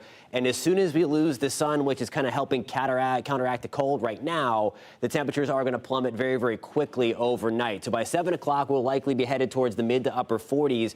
And then you see the drop there to 40 around 10 o'clock, back to the upper 30s by 1.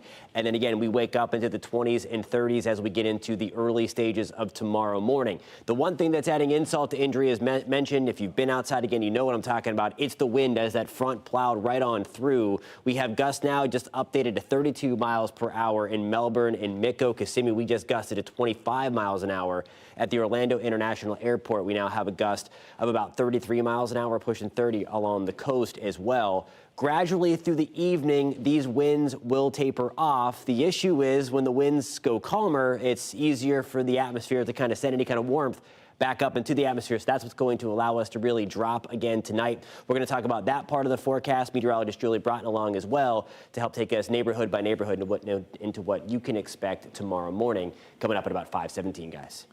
All right, Jonathan, thank you. Well, here in Central Florida, Democratic Congressman Maxwell Frost says immigrations and customs enforcement agents are in Central Florida and that they're made, quote, pretty large hotel reservations in the area. Now, News 6 is well aware of the comments that Frost was referencing. So your Orlando community correspondent, Mike Valenti, went out to try and figure out what exactly is going on with immigration enforcement. Mike joins us now live outside a church where faith leaders spoke about this today. Mike? Yeah, guys, good evening. It was behind these doors where we heard from faith leaders in their comments. They pointed to some of the same comments that we've seen online, that there's a heavy ICE presence in the Central Florida area. Now, we cannot at this time independently verify that the agency, ICE, or Border Patrol, are gearing up for some type of new ICE or immigration operation. But I do want to show you the efforts we made today to try to get answers. We do not want to see any replication of what's happened in Minnesota and Chicago and elsewhere. Faith leaders Thursday signaling they stand in solidarity with immigrants who they fear may be at risk of being detained. But is there truly a surge in ICE enforcement? People on Reddit and Facebook seem to believe there is. Even when I open TikTok and I search the words Orlando and ICE or Central Florida and ICE, I see a bunch of videos made by people warning others about an increased presence of federal law enforcement officials. Is there any piece of concrete evidence, maybe an observation firsthand from anyone standing behind there, that gives you confidence that there's a surge in resources by ICE? We've seen some actions. We will not expose people.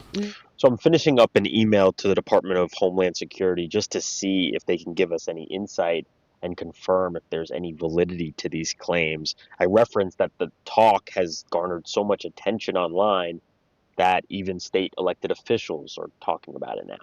Like State Representative Dr. Anna Eskamani, she's been engaging with people in comment sections on Facebook and Reddit. Now, we've reached out to the city of Orlando, Orange County government, the Orange County Sheriff's Office, and Osceola County Sheriff's Office, but we are no closer to getting a concrete piece of evidence that ICE is gearing up for some type of operation. We've received multiple reports of heavy ICE activity in different parts of Central Florida. Congressman Maxwell Frost posting this video on Instagram Thursday. ICE is in the community and that they have made pretty large hotel reservations in surrounding hotels as well. But he did not say in the video how he was able to confirm this. We don't know everything. That's true. We don't know everything right now. We have yet to hear back from the Department of Homeland Security. Obviously, should that change, we will let you know. All this chatter does have me wondering if possibly this is an extension of what was called Operation Tidal Wave. You might remember Florida Governor Ron DeSantis announced that last April in conjunction with DHS. He recently announced a number of arrests that exceed about 10,000. Unclear if this talk has anything to do with what happened in the past. Of course, we'll let you know if we get new information.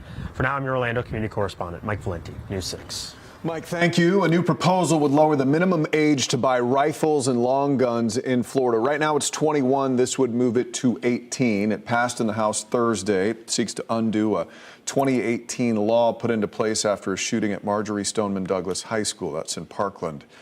Now, in recent years, similar measures have passed in the House, but not the Senate. Representatives on both sides spoke out today. I view this legislation as the correct public policy for the state. And offer it as a way for families and individuals to keep themselves safe by restoring the rights of 18-year-olds to buy long guns.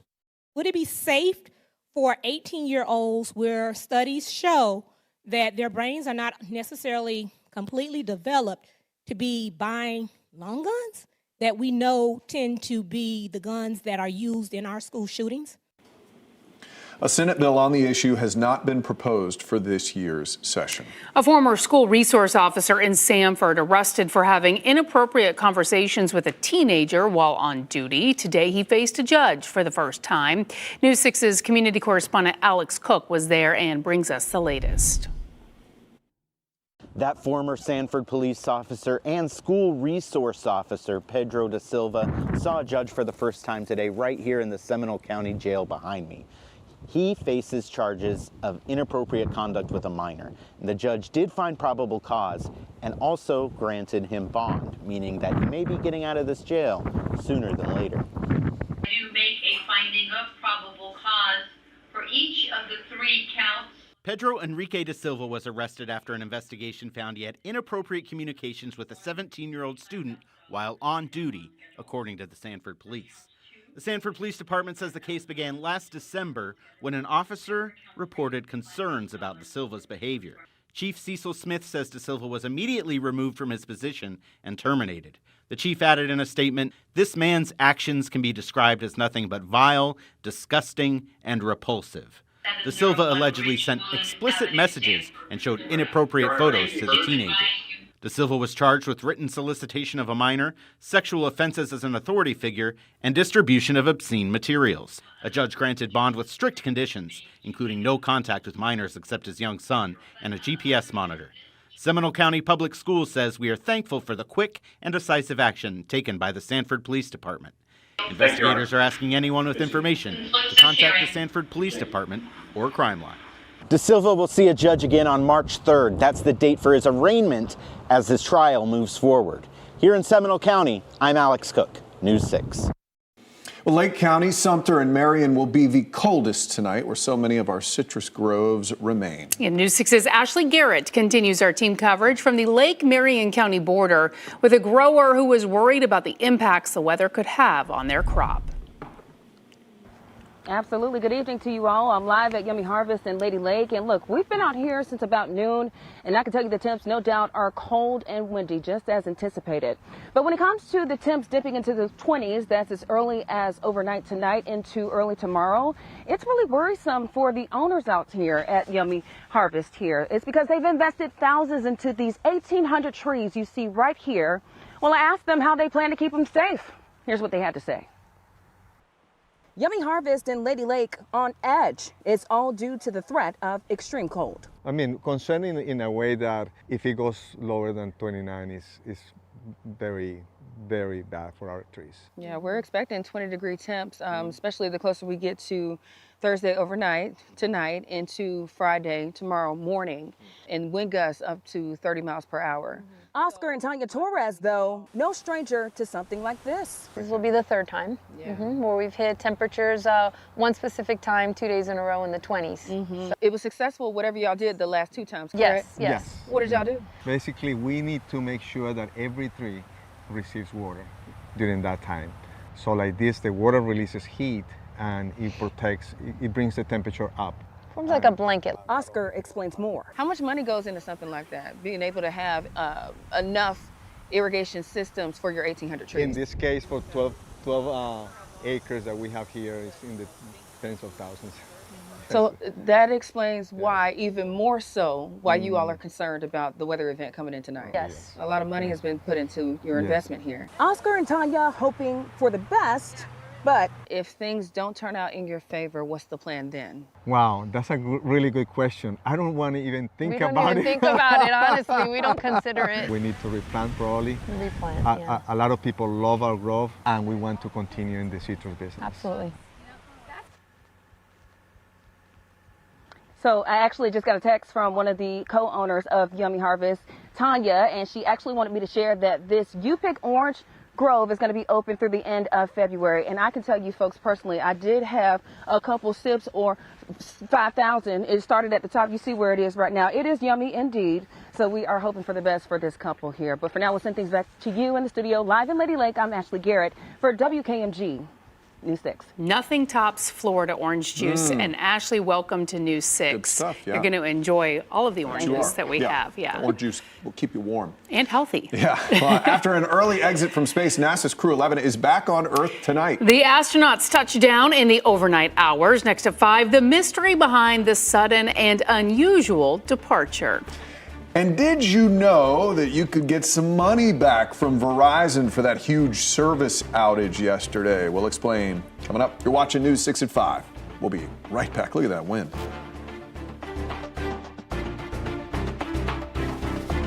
This portion of the news is sponsored by Launch Credit Union.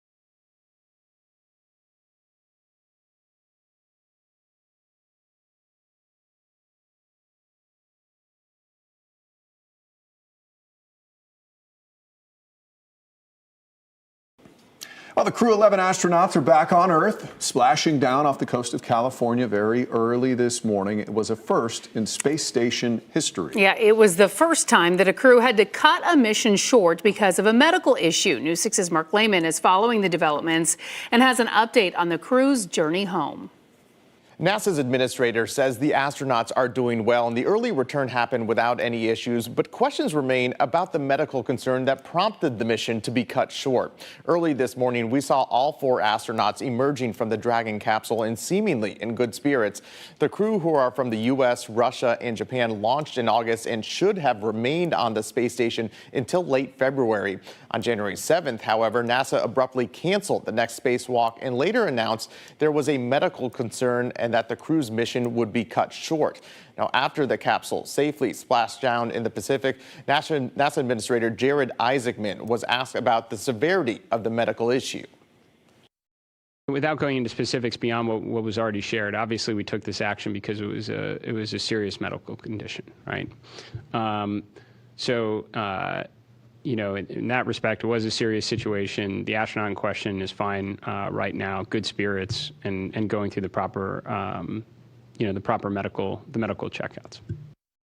For privacy reasons, NASA isn't saying who is experiencing the medical issue or what exactly it is, only saying that astronaut is stable. Isaacman, however, does say the response to the concern was executed almost flawlessly and that the team will use what was learned from all this and apply it to future missions. Mark Lehman, News 6. Well, obviously, the big talker today is the weather. We got to get you to meteorologist Jonathan Kegis. We have team coverage today on this cold weather. Yeah, and it's certainly made its presence known for sure as that front came through, really cranked up the winds. We were watching the temperatures drop as we speak. Even already from Orlando to Jacksonville, the temperature is a little bit cooler. 49 degrees in Jacksonville, it's in the 30s in Atlanta, at the freezing mark already in Nashville, Tennessee. All of that is working its way down the pipeline. Already have changed things up significantly from where we were yesterday, anywhere from 5 to 15 degrees below where we were at this time when compared to 516 yesterday. So that colder air continues to drain down the Florida Peninsula.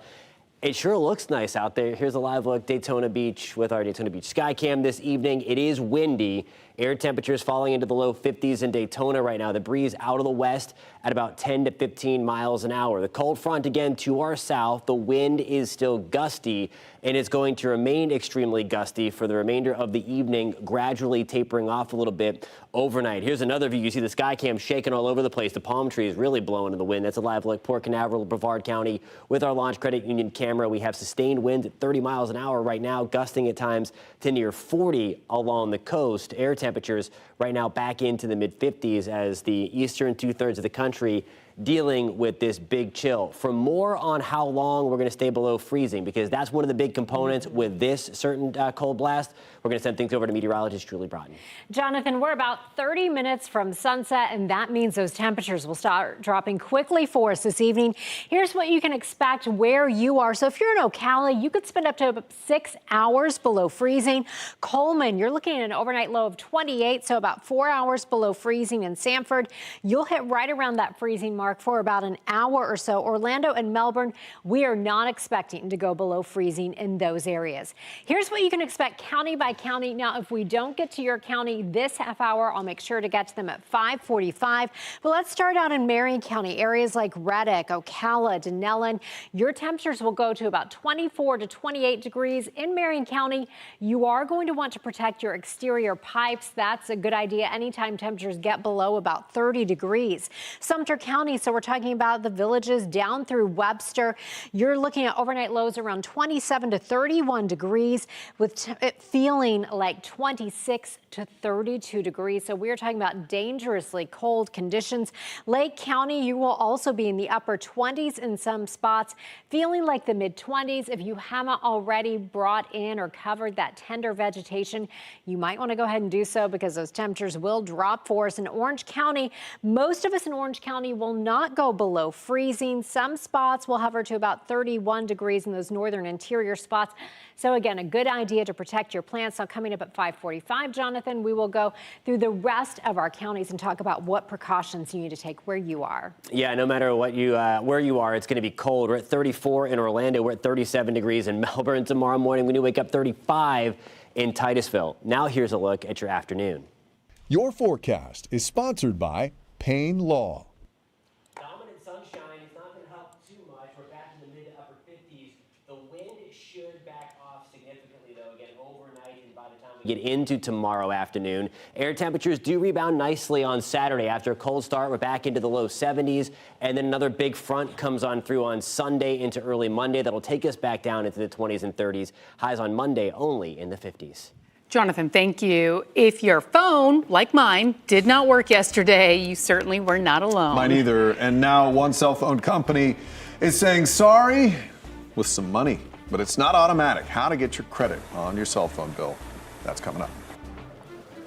The rain is going to be gone for this construction. This is your Thursday evening traffic alert. With cold, we're still going to see the crews out there. North and southbound along I-95 out in the Daytona area. If you're trying to exit out there towards US 92, not going to happen. East or westbound, so just be careful and follow the detour. Also, Pine Hills, we'll see some construction over at Indian Hill Road. And as well, the same routine construction that we see daytime and nighttime along State Road 528. I'm Trooper Steve with your News 6 traffic alert. Drive safely, and I'll catch you in the morning. Here's a live look at downtown Orlando. Man, it looks good out there. That's our Light Orlando Delivering Hope camera. You're watching News 6 at 5. We'll be right back.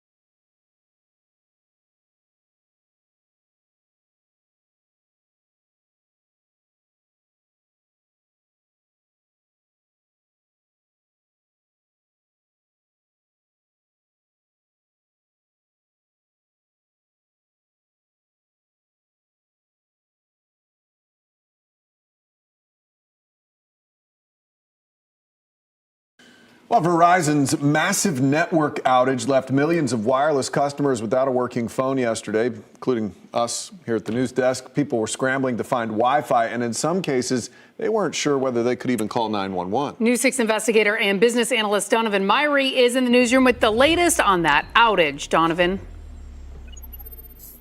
Early Wednesday afternoon, when reports of Verizon outages on the East Coast surged on the tracking site Down Detector. Within hours, that site showed well over 150,000 reports as disruption spread from the East Coast across the Midwest and the South. Now, fast forward to a day later, and experts believe as many as 2 million Verizon wireless customers nationwide may have been affected. For many customers, the disruption stretched out over much of the workday and evening, with intermittent connectivity and failed calls reported into the night. So, where are we now? In a statement on its website, Verizon said the outage was resolved as of 10:15 Eastern on January 14th. And this morning, a social media post from the company stated in part, quote, "Yesterday, we did not meet the standard of excellence you expect and that we expect of ourselves," unquote. Now, to the million-dollar question, what triggered the outage? As of this afternoon, Verizon has not published a detailed technical root cause report, but early indications point to an internal network or server failure rather than a cyber attack. Matt and Lisa, Verizon experienced another major service disruption in late 2024. The company never released details of the cause of that outage. All right, so we appreciate their apology, Donovan, but I mean, let's be real here. It was so frustrating yesterday. Talk about a huge loss in productivity. Are they going to be doing anything to compensate people for this? Yeah, you're going to get a little something back, as they say. Verizon said customers who lost service yesterday will receive a text or email that allows them to claim a $20 credit on their bill. And one last thing, if you're still having problems with your Verizon phone, do what we always do. Shut it down and turn it back on again so it can reboot and reconnect to the network. If that doesn't work, you probably have to take your phone over to a Verizon store for a fix. Well, $20 is more than I was expecting to hear from them. Yeah, I agree. Yeah. If you broke down $20 times 30 days But if you in a actually month, have to go to the store to get this resolved, you should get more than 20 bucks. Yeah. I agree. You know, and one last thing, you think about this. This is about 2 million people, 20 bucks a shot. They're up for $40 million if everybody makes the claim. It's going to cost them a lot of money. It cost us a lot of heartache yesterday, Donovan. So thank you very much. Change is coming to St. Cloud after controversy over a proclamation. Coming up in our next half hour, the workshop the city is hosting to help discuss the issue moving forward. Plus, multiple college athletes under investigation for a point shaving operation. What we're learning and the Central Florida connection that case has. Here's a live look at Daytona Beach. Man, it looks good out there during sunset. Keep it here. We'll be right back.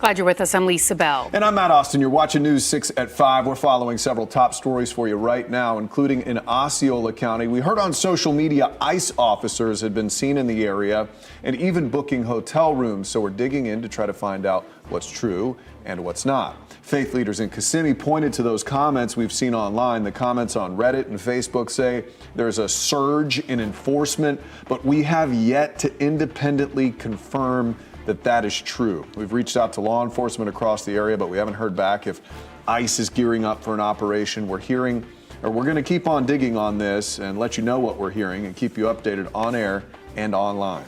Verizon is offering a $20 credit to anyone impacted by their service outage yesterday. The company went down for hours. Just after noon yesterday, the company worked to get the issue fixed, and we're seeing nearly everyone is now back up and running, but you have to claim the credit. It will not be automatic. And in Lake County, we're tracking that dangerous cold weather coming in. A family, Orange Grove, is working to protect their trees ahead of that big temp drop. They say they've seen this before, but it doesn't stop some of the worry. They're using tens of thousands of dollars of irrigation to protect that family business built on 1,800 trees. And yes, that cold weather is definitely not just on the way, but it's here. Yeah, we have team coverage all night for you. We begin with meteorologist Jonathan Kagas. That shot of Orlando just looks cold. You can't really see the cold, but it kind of looks cold out there as we have that nice blue hue in the sky, that drier air blasting down the Florida peninsula. We're back to the upper 40s in Jacksonville, 44 in Charlotte, at the freezing mark in Nashville. All the blue there representing where the core of this cold air mass still resides, and it's still well towards our north.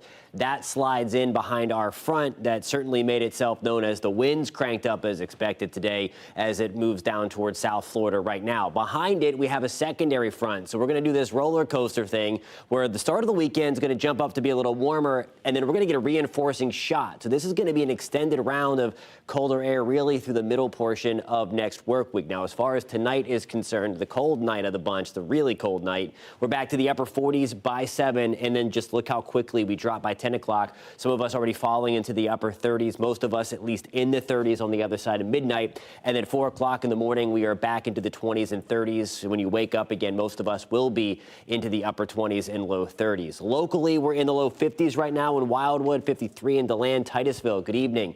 We are at 57. Coming up in about 15 minutes, meteorologist Julie Broughton is going to take you county by county, talk about what you need to do to protect your plants. Some of us need to think about keeping the pipes running outside, just the exterior pipes this time around. But nonetheless, a lot of cold coming. We're going to break all that down for you in your neighborhood coming up at about 5:47, guys. Jonathan, thank you. Well, after controversy, the city of St. Cloud is reevaluating how it handles proclamation policies. So tonight, the city council held a workshop to talk about the issue. It comes following a decision to give no proclamations last June after a special meeting about an LGBTQ plus event. News 6's Tylisa Hampton joins us now live after listening in on that meeting. So Tylisa, what will they be doing differently moving forward? Well, Lisa and Matt, that meeting's still taking place right now. I'm going to step out the way so you can get a closer look. They literally just got back from a break after finishing item 2. So that proclamation policy that we're covering, that's item 4. So they haven't quite got to that yet. What we know is that the St. Cloud leaders will be specifically talking about the community support proclamations that recognize local efforts, achievements, and causes.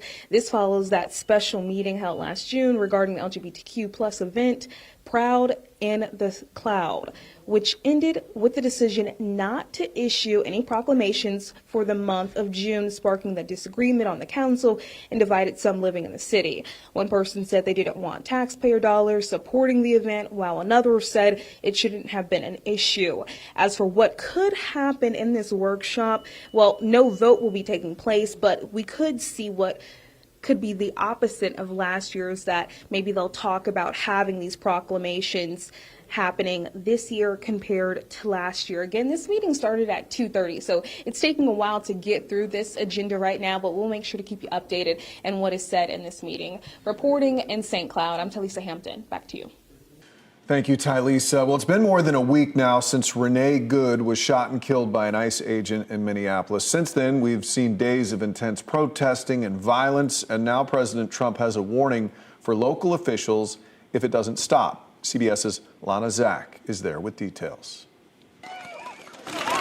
with confrontations between protesters and ICE agents in Minneapolis showing no signs of slowing down, President Trump is threatening to send in the military, posting on social media that he may invoke the Insurrection Act to stop what he claims are professional agitators and insurrectionists. We see an act from 1807 that gives the president extraordinary power. Frankly, we don't have a lot of precedent to indicate that there are significant checks either from Congress or the judicial branch to second guess the president. Trump's post comes one day after an ICE officer shot Julio Cesar Sola Celis, a Venezuelan migrant, in the leg. According to DHS, the officer acted in self-defense following an attack by the man and 2 other people using a snow shovel and broom. Our agent is beat up, he's bruised, he's injured, he's getting treatment, and we're thankful that he made it out alive. There has been a nonstop parade of tributes here, but the situation is untenable. Governor Walz making a direct appeal to the president on X, writing, "Let's bring the temperature down." Minneapolis Mayor Jacob Frey urged residents to protest peacefully and said the presence of immigration officers, now around 3,000, is what's driving the turmoil. And for anyone that is taking the bait tonight, stop. We cannot counter Donald Trump's chaos with our own brand of chaos. DHS Secretary Kristi Noem says there are no plans to pull ICE out of the city. Lana Zach, CBS News, Minneapolis. Tonight, a Central Florida basketball star is at the center of a federal indictment unsealed today in Pennsylvania. Federal prosecutors say it all started in 2022 when fixers approached Antonio Blakeney, who was playing in China. The former Chicago Bull, LSU All-American, played high school ball right here at Oak Ridge High School in Orlando. His current address is even in Kissimmee, according to investigators. Well, Blakeney is accused of taking money from the fixers to underperform in games his team was already projected to lose in. Prosecutors say the scheme then came to the U.S., where 20 athletes at more than a dozen schools were paid $10,000 to $30,000 a game to underperform and even recruit their teammates to do the same. The evidence in this case shows that the monetization of college athletics and athletics generally through the liberalization and proliferation of sports betting markets, as well as the normalization of compensation athletics, furthered the enterprise in this case. But it's complicated, right? I mean, as we allege in the indictment, certain players were targeted because they were somewhat missing out on NIL money. And this was being done, they were being targeted so they could supplement their NIL compensation. But we're not going to sit here on the sidelines while this regulatory landscape figures itself out. The Department of Justice is going to step in. As Deputy Director Bailey said, as Special Agent in Charge James said, we're going to step in to combat the corruption of this sport. Prosecutors identified 29 games impacted by the fixing, including conference championship tournaments. Most of the defendants were charged with sports bribery. That carries a max 5 years in prison. And fraud, that carries 20 years. Now to an update on a story we brought you yesterday about 2 toddlers rescued by a driver right in the middle of A1A in Cocoa Beach. Now, thankfully, no one was injured and the children were returned to their family. Today, the Brevard County Sheriff's Office says no criminal charges will be filed. They say there was no indication of anyone using drugs or alcohol, which may have led up to that. Well, Real ID, it's been the only way to get on the plane for the past year. Now a new rollout is coming, giving you a different option. It all starts next month. You can now pay a fee to get through TSA. That's if you don't have a Real ID. The fee is $45. It's all part of TSA's alternative verification process. We spoke with TSA's Executive Assistant Administrator about it today. This is the next phase or the next option that we want to offer the passengers. We're rolling it out, full compliance, February 1st. And the option is really based on, we want to make sure ID verification, the system is safe, and we want to make sure that we get the customers to go and spend some time at the DMVs or the Secretary of State offices and make sure that they get their Real ID before the February 1st rollout. Lorenz says about 6% of flyers on a daily basis do not bring a real ID. He also says the funds will go toward maintenance and administrative costs for their systems. Again, the rollout begins February 1st. Seatbelts may seem like common sense, but the laws here in Florida are no joke, and getting into an accident without wearing a seatbelt can increase your chances of serious injury or death. So tonight on Trooper Steve on patrol, he's making sure your seatbelt is worn correctly. There are some exceptions to it of the federal law. So motor vehicle means a motor vehicle as defined in 316.003, which is operated on the roadway, street, and highway of the state or when stationary at a traffic control device. What does that mean? You are required to have your seatbelt on if you are on any road, street, highway, or if you're stopped at any traffic control device, if that is a public accessed roadway. Period. Trooper Steve says the seatbelts are often overlooked during short trips or familiar drives, and as traffic picks up and distractions become more common. He says going back to the fundamentals is one of the best ways we can all start the year off on the right foot. You can hit the road with Trooper Steve on patrol weekdays at 8 a.m. and 8 p.m. on the News 6 Plus streaming app for your smart TV or clickorlando.com. News 6 at 5 will be right back. See you. This portion of the news is sponsored by Shark Coatings.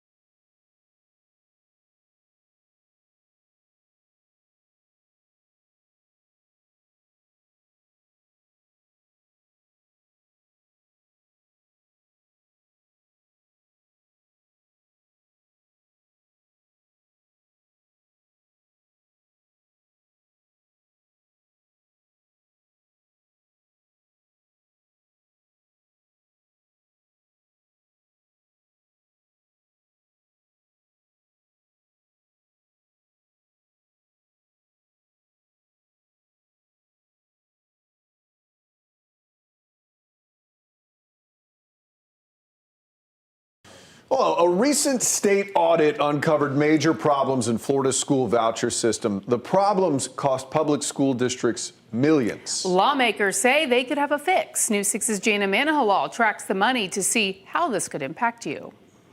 This state audit didn't just raise red flags, it's sparking possible change. The Florida State Senate took a step forward on Wednesday, reworking the state's $4.3 billion school voucher system, unanimously adopting Senate Bill 318. Aimed at fixing the problems found in a recent audit. The audit found out that Florida was paying out millions of dollars in voucher money to families of public schools without actually checking where the students were being educated, publicly or privately. Orange County public schools are especially impacted because these vouchers are a part of an ever-growing Florida education system. Now, here's the big issue. When money was taken out of the public school funding pool for these vouchers, OCPS lost money that were tied to students who may not even be in the classroom anymore. OCPS staff noted nearly 40% of non-returning students are choosing options outside traditional public schools, including voucher programs. But this audit shows those losses weren't always a result of family choice, but the state failing to track those funds. Supporters of the voucher say it gives families flexibilities in their child's education, but critics say it drains public schools of their attendance and funding. Now lawmakers are trying to close the gap. The goal would be to move voucher funding to its own budget line for voucher only, completely separate from the money that pays for public schools. It would also require the state to assign identification numbers to every student and require families to regularly confirm where their child is being educated before education funding is released. So what now? Well, the Orange County Public Schools posted on Facebook that they're in support of Senate Bill 318. The bill now goes from the Florida Senate to the Florida House, and if it's approved, changes could take effect as early as next school year. In Orange County, I'm your community correspondent, Jana Manahol, News 6. All right, we are continuing now our team coverage on really the biggest story of the day, and that is the cold weather we are dealing with. We have meteorologist Julie Broughton, but we begin with meteorologist Jonathan Kegas. And we're not the only ones dealing with this right now. We are not. I wanted to show you the national look here because this is clearly the pattern where the warmth is back off towards the west, closer to the Rockies, but the gates to the Arctic are pretty much open right over to the Great Lakes, and that is arriving here. Go back to the north and west. That's where the core of this air mass is. That will arrive tonight. But back towards Nashville, they're already in the lower 30s, 24 degrees in Chicago, 18. In Detroit, these are actual air temperatures, and that air mass slides back through. You can stay up to date with the current temperatures by downloading the free News 6 weather app when you wake up tomorrow to just check what it is outside. And again, we're going to be waking up into the 20s and 30s.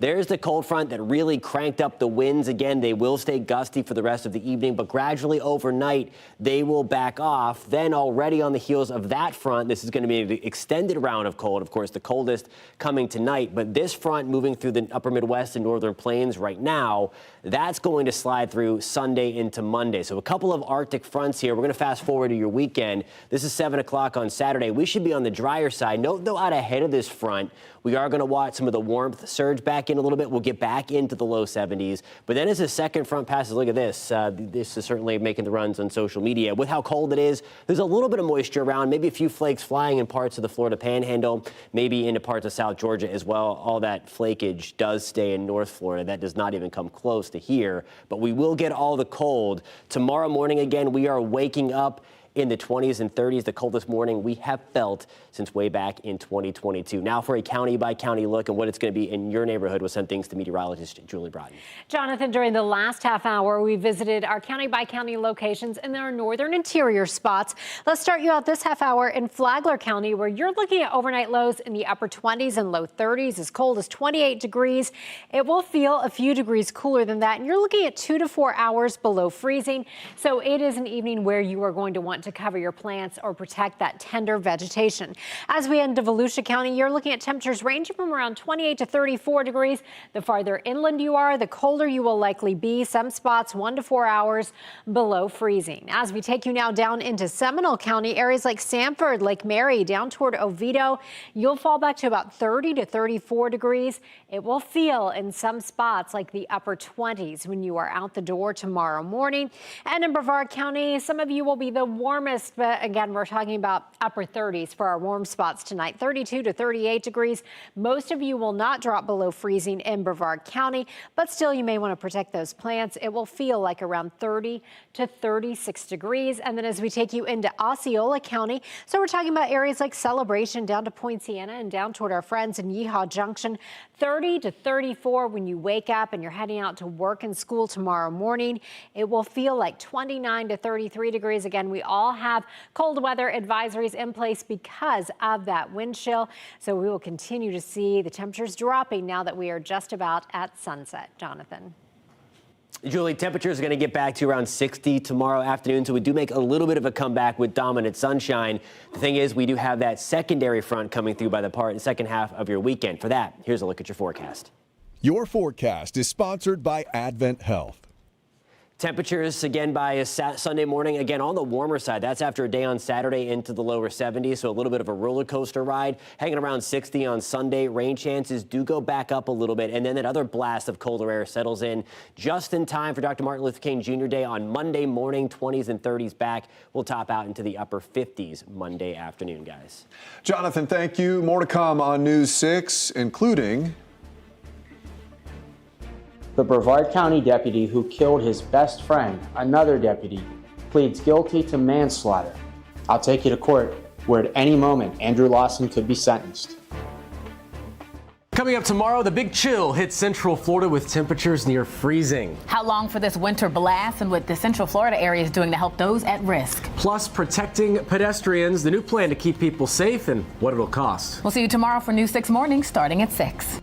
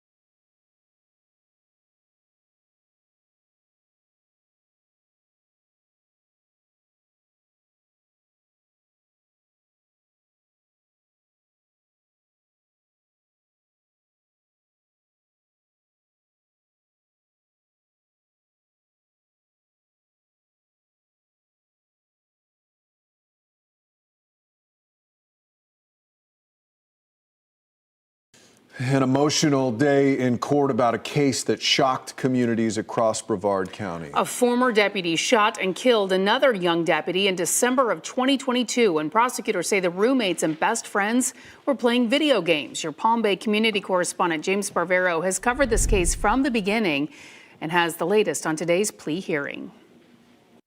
The Brevard County deputy who killed his best friend, another deputy, pleads guilty to manslaughter. Judge Michelle Neighborhouse now weighs whether to send Andrew Lawson to prison or just put the ex-deputy on probation. How do you wish to plead to the charge of manslaughter? Guilty, Your Honor. 3 years ago, when he was 22, Prosecutors say Lawson pointed his gun at 23-year-old Austin Walsh while the deputies played the video game Call of Duty, where they lived together in Palm Bay. The defense argues Lawson didn't know his gun was loaded, and Lawson and Walsh actually played with their guns like this before. It breaks my soul to know that I took Austin's future away from him, that because of what I did, not only will I never be able to talk to Austin again, but you guys won't be able to either. His actions of pulling the trigger twice and shooting my son in the head.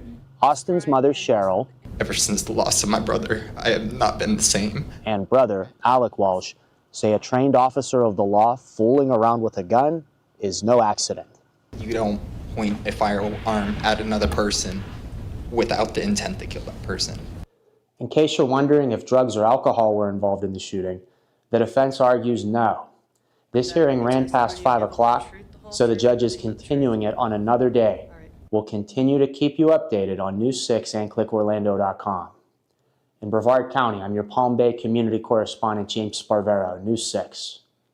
Ginger Gadsden is in the newsroom with what we are working on for News 6 at 6. The coldest air in years is hitting Central Florida tonight. Coming up, we're staying on top of your forecast and helping you stay prepared for the frigid weather on the way, including our farmers. And a woman fighting for a refund from a local wedding venue after her fiance died before they could get married. A live look now at downtown Orlando from our Light Orlando Delivering Hope camera. You're watching News 6. We'll be right back.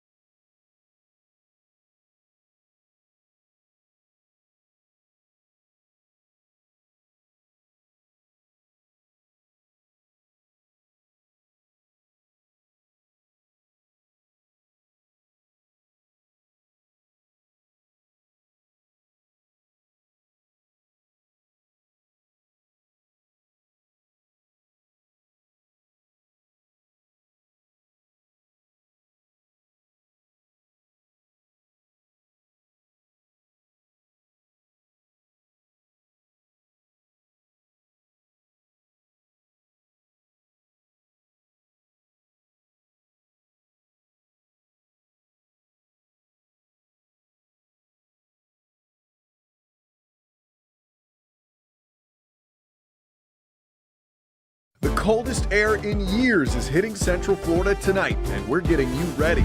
This is part of our income for our family, not only for our family, but many people that work for us here.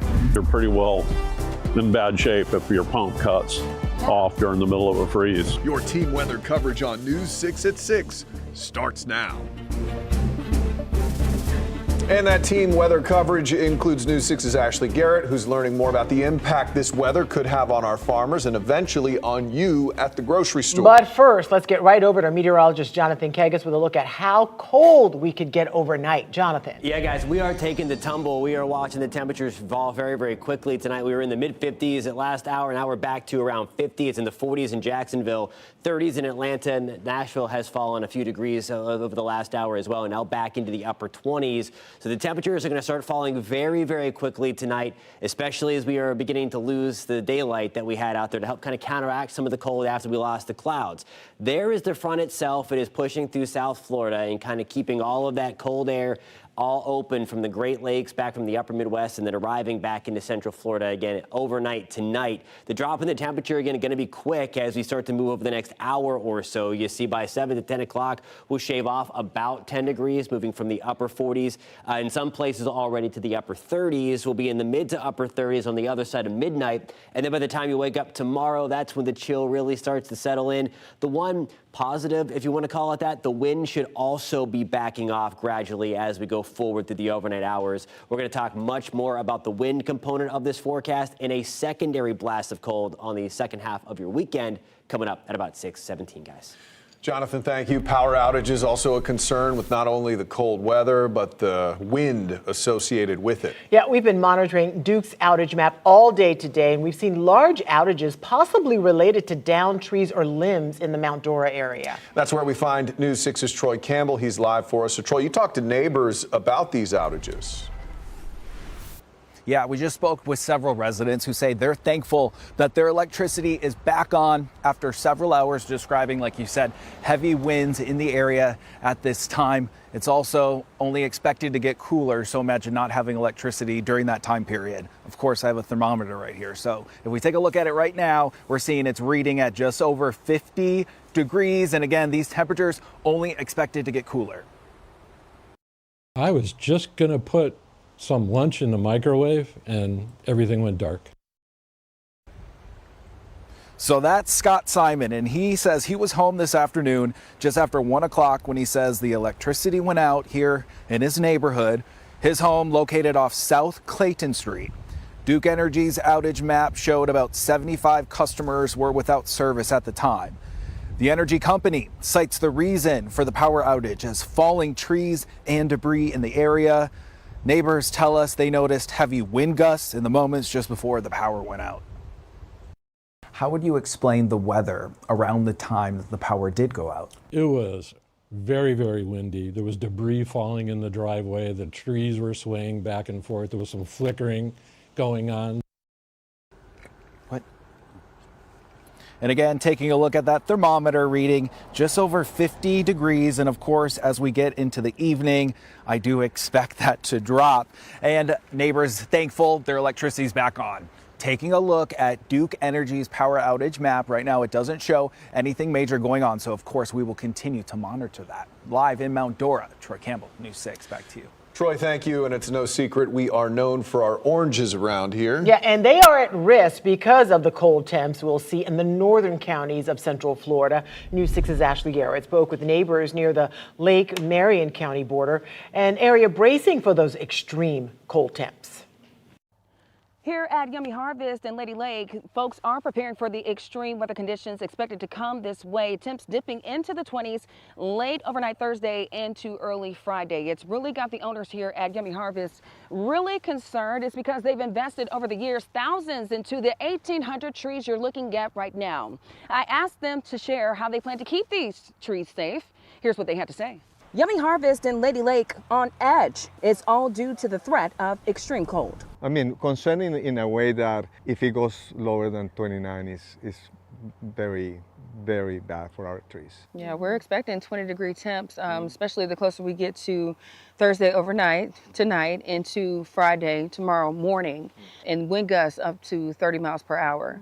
Oscar and Tanya Torres, though, no stranger to something like this. This will be the third time where we've hit temperatures one specific time 2 days in a row in the 20s. It was successful, whatever y'all did the last 2 times, correct? Yes. What did y'all do? Basically, we need to make sure that every tree receives water during that time.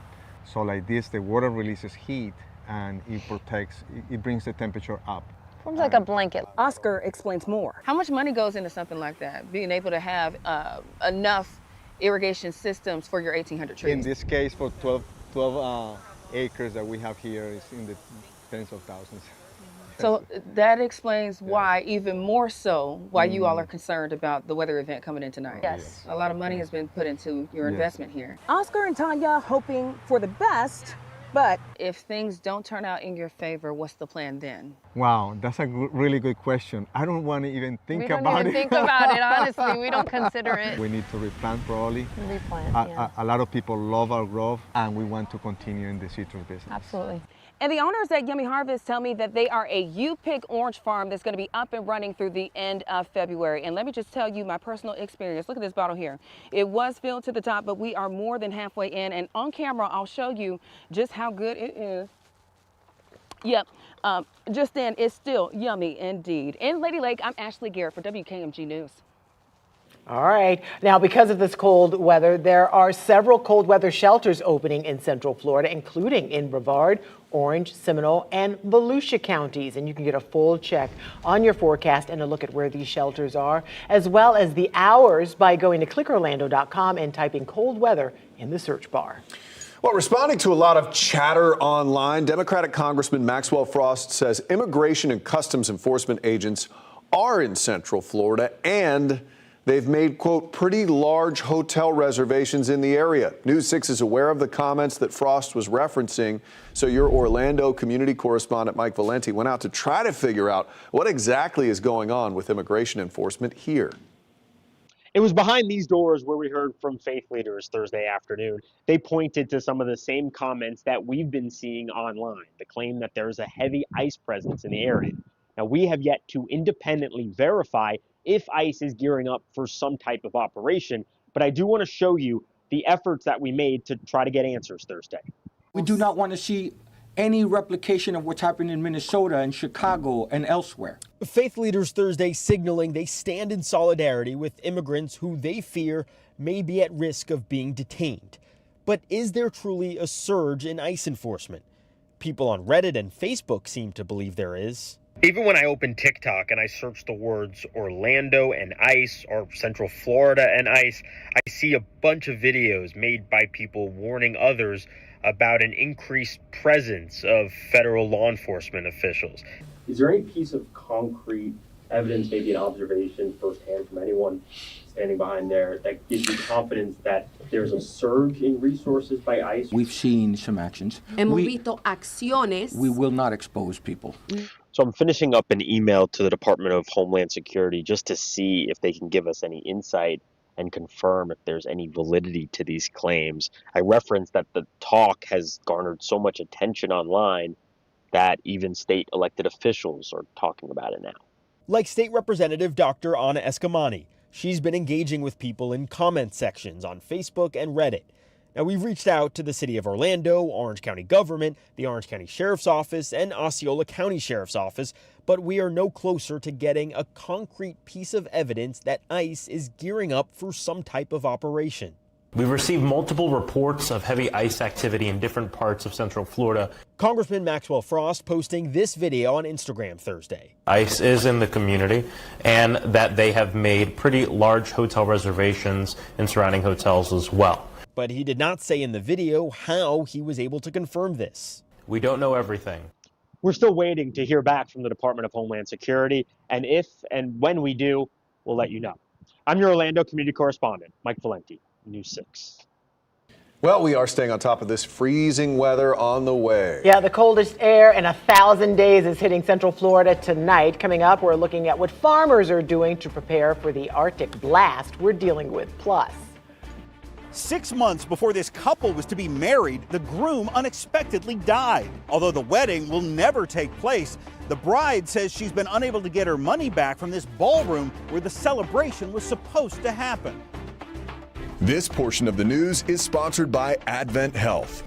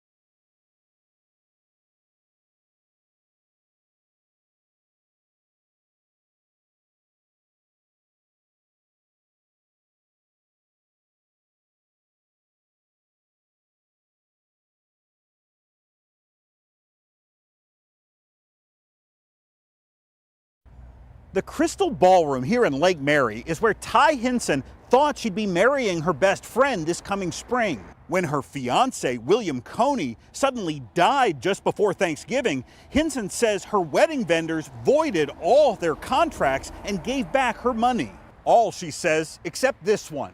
This wasn't like a cancellation. This was a person dying. Hinson, who resides in the Panhandle, tells me she and Coney wanted to get married in Central Florida because their love story began here. The couple met at Orlando's Fashion Square Mall more than 20 years ago. I called them 2 days after he passed away to make them aware. Hinson acknowledges she signed a non-refundable contract with the Crystal Ballroom of Lake Mary.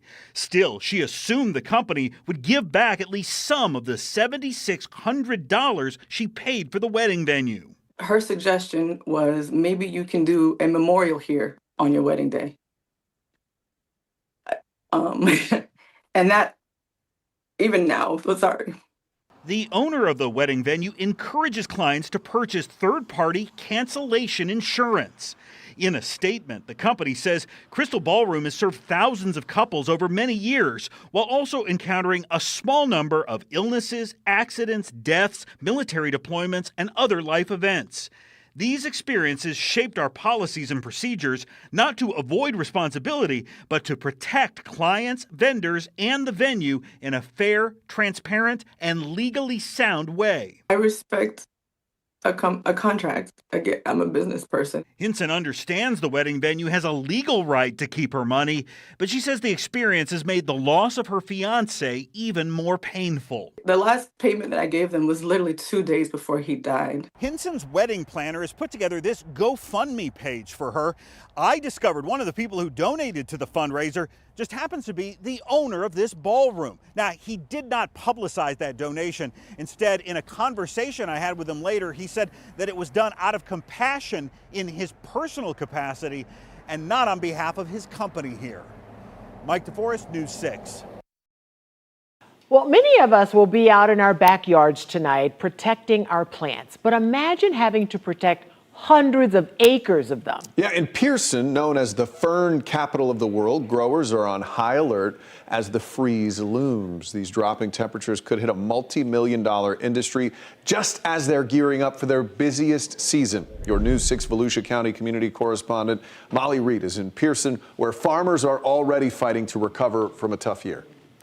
Local fern growers here in Pearson are working around the clock right now to save their harvest before Valentine's Day. Now, they ship these ferns all over the world, and what happens over the next 2 days could actually affect their business for the rest of the year. Now, looking at these ferns, it might be a little hard to see on camera, but there's a difference between the colors. There's a light green and a dark green. This light green, those are the young ferns. Those are the most susceptible to the cold, and those are the ones they'll harvest for Mother's Day. Now, this business, this is their livelihood, and these holidays are the biggest part. We're right in the middle of doing all the harvest for it. David registers with Fern Trust Incorporated here in Pearson. Using new technology, Register says they can now monitor their 200 acres of ferns from Pearson to Putnam County. We can put one of these little temperature sensors like this in that area, and that allows us to monitor what the temperature is. If the signal reads anything below 33 degrees, they then use this pump to turn the water on. That'll warm the plants. You're pretty well in bad shape if your pump cuts off during the middle of a freeze. Now, I talked to a lot of ferneries here in Pearson over the years, and they all have told me that when it gets this cold, they save their workers, tell them don't work when it's this cold, and they have the water running so that when it warms up, they can get back to harvesting, saves them from getting sick. So depending on how long it stays cold, they're gonna have to put in some serious hours to get to harvesting before the holidays hit. I'm your Volusia County community correspondent Molly Reed, News 6. And this weather is nothing to play around with. We have been warning you for several days now that it's going to get extremely cold, especially for us here in Florida. So we've had team coverage for this weather alert day. We're going to start now with meteorologist Jonathan Kakis. Jonathan? Yeah, guys, certainly not a night for the pool out there. Temperatures back about 10 to 15 degrees colder than where we were about 24 hours ago as this big-time cold front slices through again. We'll continue to watch these temperatures drop, of course, through the evening. We've already shaved about 5 degrees off from last hour at this check. We're hanging around 50 in Orlando, 45 in Jacksonville, Pensacola. We're at 46 degrees. The bigger the core of this colder air mass is hanging up closer to Georgia and Tennessee. That kind of filters in tonight. The front itself now off our shores and into South Florida. You see that wind direction out of the north, helping all of that colder air drain down the Florida peninsula. That's the other component to this is the breeze. It's been gusty. We've had gusts anywhere from 30 to 40 miles an hour. Gradually overnight, those winds will back off considerably. Here is a live look. Port Canaveral, Brevard County with our Launch Credit Union camera. Looks like the camera is frozen because those palm trees are going crazy, but and the sun has gone down. Temperature is back to the lower 50s right now. The breeze is out of the west or northwest at about 23 miles an hour. Mount Dora, good morning. Tomorrow we're waking up to air temperatures right around 30 degrees. We're back to the middle 20s in Ocala. Denellen, we are going to wake up into the mid-20s as well. Again, pipe protection for the exterior pipes northwest of I-4. Interior indoor pipes should be pretty good. Now, for more on the second component of this story, the wind, we'll send things back over to meteorologist Julie Broughton. Jonathan, we have been talking about just crazy wind gusts throughout the afternoon. The good news, once we head into the overnight hours, those winds will begin to relax a bit. Here's a look at the southeastern United States. Again, there is our front now to the south of Florida. And as we look back farther to the north up toward Nashville, and Little Rock. The wind's really relaxing thanks to that area of high pressure that will settle in across our area. Here's how it looks as we go in a little bit closer into central Florida. These are sustained winds as well as gusts. And right now in Claremont, you're seeing 26-mile-per-hour gusts, and winds are gusting to around 27 in Mico. So as we head through the next couple of hours, we're going to be dealing with that wind chill. We'll start the clock on this forecast for you at 8 o'clock, and we take you to around 10 o'clock. And look at this. By 10 o'clock, you will already feel like 31 in Ocala. It will feel like 31 in the Villages. 30 is how it will feel at 10 o'clock in Palm Coast. By midnight, we are looking at some spots already feeling like the upper 20s, including the Villages up toward Palm Coast. Then as we take you toward around 2, 3 o'clock, we'll start to see the winds relaxing a little bit, but still we're talking about it feeling like the upper 20s across much of the northern interior spots around 2 to 4 o'clock. Then by 6 o'clock, I think by the time you're heading out the door tomorrow morning, winds will be a little bit more calm than we are seeing certainly out there right now. And again, we are talking about some of the coldest air we've seen in more than 1,000 days so far. Ocala, you have not gotten colder than 30 this season. You will likely go into the 20s overnight. For more on that in our extended forecast, let's head back to Jonathan. And there's that secondary blast of cold coming as we get to the second part of your weekend. Sunshine dominant tomorrow. We're hanging around 60, so a nice rebound, still cool in the afternoon. A little bit warmer even on Saturday, and then the secondary blast comes through Sunday into Monday. For that, here's a look at the rest of your 7-day forecast. Your forecast is sponsored by Strata Services. And there it is as we wake up again on Monday. 20s and 30s back for us. We'll only make it into the upper 50s on Monday, 60s on Tuesday as we stay in the upper 30s again for your afternoon or for your morning low temperatures. Back to the upper 60s on Wednesday, and then finally by Thursday we're heading back towards the middle 70s. And eventually we'll close in on 80 if we would extend that back out to the next 10 days. But for the next 5 days or so, guys, it's going to be pretty chilly. Brr. All right, thank you, Jonathan. Sports director Jamie Say is here now. Jamie, the Magic had a home game in Germany today. Yeah, the Magic took on the Grizzlies in Berlin at 2 o'clock Eastern time. The Magic were listed as the home team, and the thousands of German fans who turned out at Uber Arena today made it feel that way too. Berlin hosts Franz Wagner and the Magic. How the guys did, coming up next.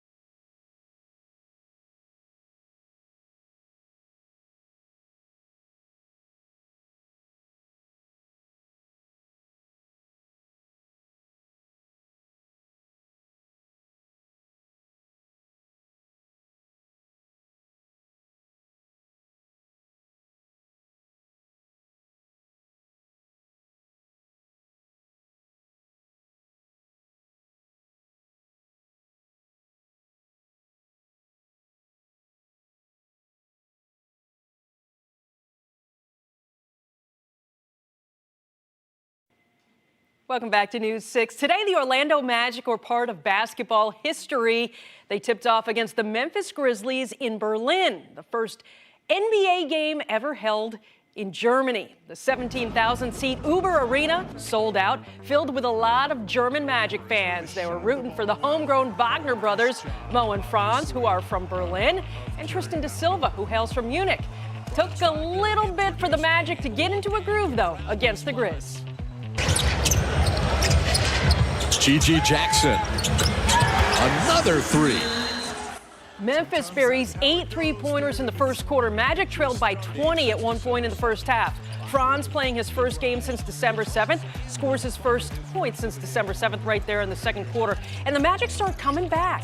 Paolo Banchero, huge first half, buries the triple at the end of the second quarter. Banchero with 18 points in the first half. Magic down 9 at the break. They complete the comeback in the third quarter. Here's Paolo taking it strong. Magic built an 11-point lead, but then the Grizzlies rally. Huge momentum play here from the Magic's Anthony Black, taking it with authority. Check out another look. It's Black taking on like 4 Memphis Grizzlies. Magic up 2 with 2.5 to play. Then Franz would ice the victory coming up right here. Franz Wagner, 18 points in his return from the ankle injury and in his home country. Paolo leads the way with 26. Magic beat the Grizzlies 118-111. So, same two teams are going to play each other in London on Sunday after this memorable one in Berlin. Being in the city for the last 3 days, seeing all the spots where I grew up, and showing my teammates around a little bit, it was a memory I'll never forget. I think that adrenaline was very heavy for those guys tonight, and then as they settled into the game, you saw what they were capable of doing once they got themselves going. It felt like a home game. Again, we have some of the best fans in the NBA, and I think it felt like that for our guys tonight.